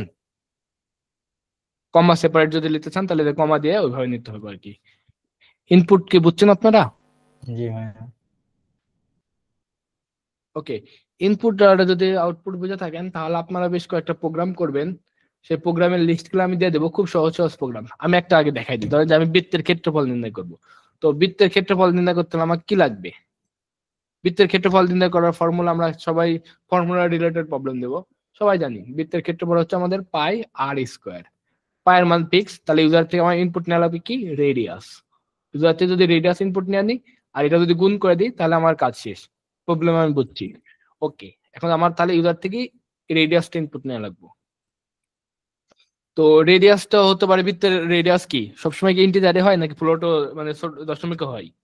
ফ্লোটও হতে পারে, এই কারণে আমরা রেডিয়াস নিলাম। নেওয়ার পরে এটা ইউজার থেকে ইনপুট নিলাম যে স্ক্যানএফ। এখন যেহেতু আমরা ইনপুট নিয়ে যাচ্ছি ফ্লোট সংখ্যা, দশমিক সংখ্যা, তাহলে এখানে হবে পার্সেন্ট এফ, এরপর কমা দেয়া বলে দিতে হবে কার জন্য, এই যে এন্ড সিম্বল দ্বারা বলে দিতে ঠিকানা দিচ্ছি তোমাকে রেডিয়াসের, তুমি রেডিয়াসের বাড়ির যা তার ডাটাটা নিয়ে আসো রেডিয়াস। তাহলে সে কি করবে, আচ্ছা পার্সেন্ট এফ ফ্লোট টাইপের ডাটা, স্ক্যানে ইনপুট নিয়ে লাগবো, কার ইনপুট রেডিয়াসে নিয়ে আসলো। এখন রেজাল্ট, তাহলে ফ্লোটের রেজাল্টটাও কি আসবে, ফ্লোটে যদি 3.14 এটা দ্বারা কাউকে গুণ করেন তাহলে রেজাল্টটা তো দশমিকে আসবে। ভালো কথা, আমি ফ্লোট নিলাম, ফ্লোট রেজাল্ট নিলাম, দেওয়ার পর আমি এর দিলাম যে পায়ের মান আপাতত 3.14 লিখে দিলাম ইন্টু রেডিয়াস স্কোয়ার। তাহলে রেডিয়াস স্কোয়ার মানে কি, রেডিয়াস গুণ রেডিয়াস না, বুঝেন নাই? দুইটা সংখ্যা গুণ করলে কি তারা স্কোয়ার হয়ে গেল না? জি ভাইয়া। তাহলে এটা এখন আউটপুটটা দিয়ে জি দিই ভাইয়া। আমরা। এই আউটপুট দিয়ে দেখলাম, আউটপুটটা হচ্ছে আমাদের পার্সেন্ট ডি হবে না, এবার পার্সেন্ট এফ হবে। যদি ডি দিই তাহলে কি সমস্যা হইব, দশমিকের বাকি অংশটা কাটা দেবো। দেখেননি আমি ধরেন রেডিয়াস দিলাম 5, তাহলে দেখেন আউটপুট হচ্ছে 78.54001। এখন ধরেন যে আমি পার্সেন্ট ডি দিলাম, তাহলে দেখবেন যে কি এই যে দশমিকের পরে বাকি অংশটা কাটা যাবে, যা সে শুধুমাত্র আমাকে ইন্টিজার ভ্যালু গুলো দিয়ে দিবে। এখন যদি দেখেন আমি যদি আউটপুট দিই 5, তাহলে দেখেন উল্টো পাল্টা জিনিসটা দিছে। অনেক সময় দশমিকের পর এই যাচ্ছে, এখানে যদি ইন্টিজার দিতাম তাহলে কাটতো, আর এখানে পার্সেন্টেজ দিছি কিন্তু আমার রেজাল্টের মধ্যে আছে প্লট, এই কারণে সে উল্টো পাল্টা গার্বেজ ভ্যালু দিছে। তো এখানে চেষ্টা করবেন এটা যা টাইপ এখানে সেই টাইপ দেওয়া, নাহলে সে গার্বেজ ভ্যালু দিবে উল্টা পাল্টা। তো বৃত্তের ক্ষেত্রফল নির্ণয় করা কিন্তু প্রোগ্রাম হয়ে গেছে। এখন একটা প্রশ্ন এখানে কথা আছে, যে আমি রান করি, যদি আমি 3 দিই তাহলে দেখেন আউটপুট আসছে 28.274401। এখন এরকম ভাবে অনেক হতে পারে, অনেক দশমিক পর্যন্ত যেতে পারে। তো সব দিক দিয়ে আমরা দেখাবো না, আমরা যদি দেখাইতে চাই যে 2 ঘর নাকি 3 ঘর, তো সেটা দেখানোর জন্য এই যে পার্সেন্টে আছে না আর পার্সেন্ট এফ, এই দুইটার মাঝখানে ডট দিয়ে আমরা যা লিখবো দেবো অত ঘর দেখাবি। ডট দিয়ে যদি আমি 2 লেখা দিই তাহলে দেখবেন এবার কি হয়, ডট দিয়ে যদি আমি 2 লিখি তাহলে এবার যদি আমি 3 দিই আউটপুটে, 3 যদি দিই তাহলে দেখেন 2 ঘর চলে আসছে, বুঝছেন? এটা একটু আবার বলেন। আবার বলতেছে কি, দেখেন দশমিকের পর অনেক ঘর থাকতে পারে। আমি যদি কোনো একটা মান লিখি, যে কোনো একটা রেজাল্ট 3.5 4 2 8 9 4 এভাবে অনেক ঘর হতে পারে। আমি চাচ্ছি দশমিকের পর 2 ঘর দেখাতে, তখন হবো কি, এটা যেহেতু ফ্লোট টাইপ, তাহলে পার্সেন্ট এফ হওয়ার কথা, কিন্তু এফ এর আগে ডট দিয়ে আপনি দশমিকের পর কয় ঘর দেখাচ্ছেন সেটা দিবেন। আপনি যদি 4 ঘর দেখাচ্ছেন তাহলে ডট 4 দেওয়া দিবেন। Just এখন যদি আমরা 4 ঘর দেখতে চাই, তাহলে দেখেন আমি যদি লিখি ডট, পার্সেন্টেজ ডট যত ঘর দেখতে চাই তত ঘর। হ্যাঁ হ্যাঁ, যে পার্সেন্ট দেওয়ার পরে যে ডট দেবেন, ডট দেওয়ার পর যত ঘর দেখছেন তত ঘর। এবার যদি আমি ডট 4 দিই, দেওয়ার পর যদি আমি এখন যদি আউটপুটে যাই, ধরেন যে 7 দিলাম, তাহলে দেখেন দশমিকের পর 4 ঘরই আসছে, আসে নাই? জি ভাই, মাঝে মাঝে একটু ভাই জুম ইন করেন, দেখা যায় না তো। আচ্ছা বলবেন, সমস্যা নেই। এখন কি বুঝছেন? জি ভাই, বুঝতে পারছি। তো এখন আপনারা এই যে যোগ বিয়োগ গুণ ভাগ এই রিলেটেড কিছু কিছু প্রবলেম আমি আপনাকে দিয়ে দেবো লিস্টে। আপনাদের কাজ হচ্ছে এই জিনিসগুলা প্রোগ্রামগুলা করবেন, এই প্রোগ্রামগুলা করে জমা দিবেন। যেমন ধরেন যে সূত্র রিলেটেড প্রবলেম দেবো, খুব কঠিন না, খালি যোগ বিয়োগ গুণ ভাগ রিলেটেডই। যেমন ধরেন যে metre to feet, feet to metre, তারপরে সেলসিয়াস টু ফারেনহাইট, সবচেয়ে একটু কঠিন হতে পারে, ওটাও ফর্মুলা দিয়ে হয়ে যায়। আপনি গুগলে না সার্চ করবেন সেলসিয়াস টু ফারেনহাইট কনভার্টার ফর্মুলাটা কি, কারণ ওই বুঝে বুঝে আপনি কোডগুলা করবেন। ওটা আমাদের ওই যে যে অ্যাসাইনমেন্ট আছে ওখানে তো সলভ লিখবেন, প্লাস হচ্ছে নোট করে জমা দেওয়া লাগবে। এটা হচ্ছে আপনাদের কালকে সারাদিনের টাস্ক। সারাদিন এটা করে আপনারা এই নেক্সট ক্লাস মানে কালকের পর দিন যে ক্লাসটা হবে ওইটার আগে সবগুলা জমা দিবেন। ওকে? ভাই আপনি কি লিংক দিয়ে দিবেন? হ্যাঁ, আমি প্রবলেম গুলো দিয়ে দেবো। আমরা যা যা এই প্রবলেম আসবো মানে রিলেটেড, আমি সব প্রবলেমের লিস্টটা দিয়ে দেবো। আর লিঙ্ক কিন্তু আমি আপনাদের অলরেডি দিয়ে দিছি, আপনারা ইয়াদ পাইছেন কিনা জানি না, ওখানে কিন্তু সবার এক্সেস দেওয়া রাখছি, আমি আবারও দেবো নি। যে আপনাদের এই যে এরকম একটা শিট কিন্তু দেওয়া হয়েছে গুগল শিটে, যদি আমি যাই, গুগল শিট আপনারা পান নাই? জি ভাই, পেয়েছি। হ্যাঁ, আপনারা গুগল শিটে গেলেই এখানে সাইন ইন করতে হবে। কারণ সাইন ইন ছাড়া গুগল শিটে যাওয়ার উপায় হচ্ছে এইখান থেকে। এখানে কিন্তু আমি দেখেন আপনাদের ম্যাক্সিমাম সবার, ম্যাক্সিমাম না তো সবার নামই লেখা রাখছি, আপনাদের সবার নামই লেখা আছে। জাস্ট খালি আপনারা আপনার নামের কাছে কাছে কাজ করবেন। এই 6টা মাস পরে দেখবেন যে কি হয়। যদি আমি ব্যস্ত যাই, এটা আপনাকে দিয়ে রাখছি। এইখানে আমি প্রবলেমের লিঙ্কটা দিয়ে দেবো, আর ওইটার মাঝখানে বেশ কয়েকটা প্রবলেম থাকবে। এটা সাবমিট করা মানে অনলাইন প্রবলেম না, নর্মাল একটা লিস্ট দিয়ে দেবো প্রবলেমের, ওইগুলো আপনারা প্র্যাকটিস করবেন। করে এখানে আপনার ড্রপ ডাউন মেনু থাকবে, সলভ আনসলভ, ওটা ক্লিক করবেন। আর হচ্ছে আজকে যা যা শিখছেন তার উপর ভিত্তিতে একটা নোট বানাবেন, করে আসি যে এখানে জমা দিবেন। এখানে 2জন অলরেডি জমা দিছে, প্রীতম ভাই আর জাহিদ ভাই, কিন্তু আপনারা বাকিরা করেন নাই। কেন করেন নাই? 3 4 5 লাইনের আগের লেখা। ক্লাসটাই করি নাই। তো এগুলা তো মিস করা যাবে না, দেখেন প্রথম থেকেই সাজায় রাখবেন। এখন যদি আপনি এই যে 6 মাস, যদি আমি যদি 100টা ক্লাস, ভাই আপনি আমি যদি একটা জিনিস বুঝতেছি না ভাই, যে কাজটা করে এই জায়গাটা নিয়ে কেমনে জমা দেয়। এটা গতকালকে তো বইলা দিছিলাম, দেখেন নাই? আর ভাই রেকর্ড ক্লাসটা বুঝলাম, কিন্তু বাট আপনি তো রেকর্ডও দেন আগের ক্লাসের। রেকর্ড দিছি তো, আপনি হোয়াটসঅ্যাপ গ্রুপে দেখেন, আচ্ছা ভাইয়া। হোয়াটসঅ্যাপ গ্রুপে রেকর্ড দিছি। আর এটা জমা দেবেন কিভাবে, জাস্ট সিম্পল। দেখেন আমি যদি এখান থেকে যাই যে কোনো একজনটা, এটা সিম্পল, গুগল ডক্স ইউজ করেন না, দেখেন গুগল ডক্সে আমি তো ওদের লিঙ্কে গেছি, কারণ আমার লিঙ্কে আর ক্লিক করতে পারবে। এখানে এখান থেকে ফাইল থেকে নিউ নেওয়া নিলাম আগে, আপনার যে কোনো একটা লেয়ার নেবেন, সমস্যা নাই। ধরেন যে নিউ নেওয়া দিলাম ডকুমেন্ট। এখন আপনার নোটটা লিখবেন আপনার মন মতন, যে আচ্ছা আমি এই ক্লাস থেকে আজকের ক্লাসে ভেরিয়েবল কি শিখলাম, তারপর হচ্ছে ভেরিয়েবল এইভাবে ডিক্লেয়ার করে শিখলাম, ভেরিয়েবল একটা কোড দিয়ে দিলেন, তারপর হচ্ছে ডাটা টাইপ কি এগুলা এগুলা শিখলাম, ডাটা টাইপ এই ধরনের ডাটা টাইপ আছে, কয়েক ধরনের ডাটা টাইপ ডিক্লেয়ার করে নোট করলেন, এটা ধরেন যে আপনার নোট। এরপর জাস্ট খালি কি করবেন, শেয়ারে ক্লিক করবেন, খুব সিম্পল। এখানে নাম করতে আছে শেয়ার দেওয়ার জন্য, একটা নাম দিয়ে দিলাম। এখন দেখেন শেয়ারে ক্লিক করার পর দেখেন এখানে এই যে রেজিস্ট্রেশন লেখা আছে, এটা উঠাই দিবেন, যে এনিওয়ান উইথ লিংক দিবেন, দিয়ে যে কপি লিংক, এটাতে খালি ক্লিক করি, এই লিঙ্কটা নিয়ে জাস্ট খালি আপনার যেখানে নাম আছে যে ফাতেমা, এখানে বসাই দিলেন, শেষ আপনার কাজ। বুঝছেন?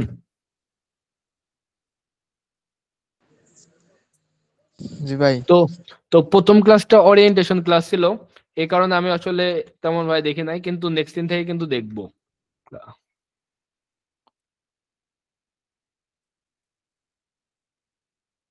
নেক্সট দিন থেকে আজকে থেকে আর কি কারণ আজকে থেকে আমাদের মূল ক্লাস শুরু।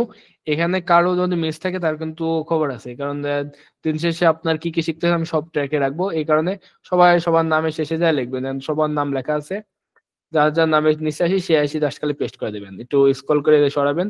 আর এখানে প্রবলেম শিটে এসে প্রবলেমের লিঙ্কও পাওয়া যাবেন, আমি প্রবলেমের লিঙ্কও অ্যাড করে দেবো। ওকে, আরেকটা লিঙ্ক দিয়েছি দেখেন গ্রুপে, আপনাদের হোয়াটসঅ্যাপে একটা লিঙ্ক দিয়েছি। ওই লিঙ্কে গেলে দেখবেন যে সব ক্লাস লিঙ্কটা ওখানে আছে, ওইখানে যত ক্লাস হবে সব ক্লাসটা ওখানেই পাবেন সিরিয়ালি। তো এই পর্যন্ত কারো কোনো আজকে আর প্রশ্ন আছে? না ভাই। তো তাহলে কি আমরা শেষ করতে পারি আজকের ক্লাস, তাই না? জি ভাই, ঠিক আছে। তো সবাই নোট করে জমা দিবেন, প্র্যাকটিস করেন বেশি বেশি, যা যা শিখাইছে এইগুলো একটু ঘোরাফেরা প্রোগ্রাম করবেন, তারপর আমি দিব, এগুলা প্র্যাকটিস করবেন, দেখবেন যে বেসিকটা এইগুলা কোনোদিন আর ভেরিয়েবল কি এটা বলবেন না, কোনোদিন আর যোগ বিয়োগ গুণভাগ ইনপুট আউটপুট এগুলা বলবেন না, কারণ ইনপুট আর আউটপুট দেওয়া প্রত্যেক দিন আছে, প্রত্যেকটা এখন থেকে 6 মাস পর্যন্ত প্রতিবারের দিনই আছে। সো এগুলা ভালো করে প্র্যাকটিস করেন। তো আজকের ক্লাস এখানেই শেষ, কারো কোনো প্রশ্ন না থাকলে শেষ। ভাইয়া এই যে এখানে যে আপনি হোয়াটসঅ্যাপ গ্রুপে 3টা লিঙ্ক দিয়েছেন, বাট একটাতে তো স্যার ভিডিওটা পাইলাম না, যে আগের ক্লাসের। আচ্ছা দেখেন, ওয়েট, এআই দেখে কোড লিখবেন না ভাই। এআই দিয়ে যদি কোড লেখেন তাহলে তো এআই শিখলো, আপনি তো আর কোর্স করে লাভ হলো না। এআই দেখেও লিখবেন না। তো দেখেন এটা সকল ক্লাসের রেকর্ডের উপরে যে লিঙ্কটা আছে ওই লিঙ্কে ক্লিক করেন তো। সকল ক্লাস, হ্যাঁ এখানে তো অ্যাক্সেস চাচ্ছে। কারণ যে আপনি যে ইমেইলটা আমাকে দিয়েছেন ওই ইমেইলে আসলে আমি অ্যাক্সেস দিই নাই, কারণ আপনারা ফর্মে যে ইমেল দিয়েছেন ওই ইমেল অ্যাক্সেস দেওয়া আছে সবার, বুঝছেন? সমস্যাটা এই জায়গায়। ফরমে কোন ইমেল দিছি, মনেই এখানে নেই কোন তো ইমেল দিছি ফরমে। সমস্যা নাই। তো এক্সেস আছে, আপনি এক্সেস এর ওখানে ক্লিক করেন, রিকোয়েস্ট এক্সেস, আমি এক্সেস আবার দিয়ে দেবো, সমস্যা নেই, এটা নেই, আপনারা নেই। আচ্ছা দিছি অ্যাক্সেস, রিকোয়েস্ট পাঠাইছি। আমার কাছে কোনো আসেনি তো। আচ্ছা আসছে, আমি এক্সেস দিয়ে দিচ্ছি, ভাই এখানে কি আজকে ক্লাস বুঝছেন? হ্যাঁ আজকে শেষ। আর হচ্ছে যে প্রীতম ভাই, এই সবারকে উদ্দেশ্যেই, আপনারা কেউ এআই ইউজ করবেন না। এআই ইউজ করলে তো এআই শিখা হলো, আপনার তো আর শিখা হলো না, তাই না? কেউ এআই ইউজ করেন না, কারণ এই কোডগুলো সিম্পল সিম্পল কোড, এআই দেওয়ার লগে লগে এআই সেকেন্ডের মধ্যে করে দিবি, তাহলে আপনার লাভ কি? আপনি তো কিছুই শিখলেন না। নিজের থেকে শিখতে হলে সবাই, কেউ এআই ইউজ করবেন না। এআই ইউজ করলে কিন্তু আমি যদি ধরতে পারি তার খবর আছে, তার ক্লাসে আমি একদম বাতিল করে দেবো, তাকে আর ক্লাস করার দরকার নেই। কেউ এআই ইউজ করবেন না। এখানে আপনারা শিখতে আসছেন, তাহলে তো এআই দিয়ে করলে তো হয়ে গেল। আমাদের কোর্সে যখন এআই ইউজ করা লাগবে আমি বলে দেবো, আপাতত এআই এর কোনো কাজ নাই। যখন আমরা ডেভেলপমেন্ট পার্টে যাবো তখন দেখতেছি কোনো এক জায়গায় আটকে যাচ্ছে, তখন আমরা এআই এর একটু একটু হেল্প নেবো, তার আগ পর্যন্ত আমরা এআই এর কোনো হেল্প নেবো না। কেউ এআই এর হেল্প নেন না। রেপিডে বার করে দিতে। হ্যাঁ, বেসিক জিনিসটা ভালো করে শিখেন, বেসিকে স্ট্রং থাকলে তখন আপনি এআই শিখতে ইউজ করবেন। আপাতত বেসিকটা আপনার দুর্বল, বেসিক ঠিক করি এরপরে বাকিটা দেখা যাবো। ওকে, আজকে ক্লাস শেষ, তাইলে থাকেন। আচ্ছা ভাই, ভালো থাকেন। আসসালামু আলাইকুম। ওয়ালাইকুম আসসালাম।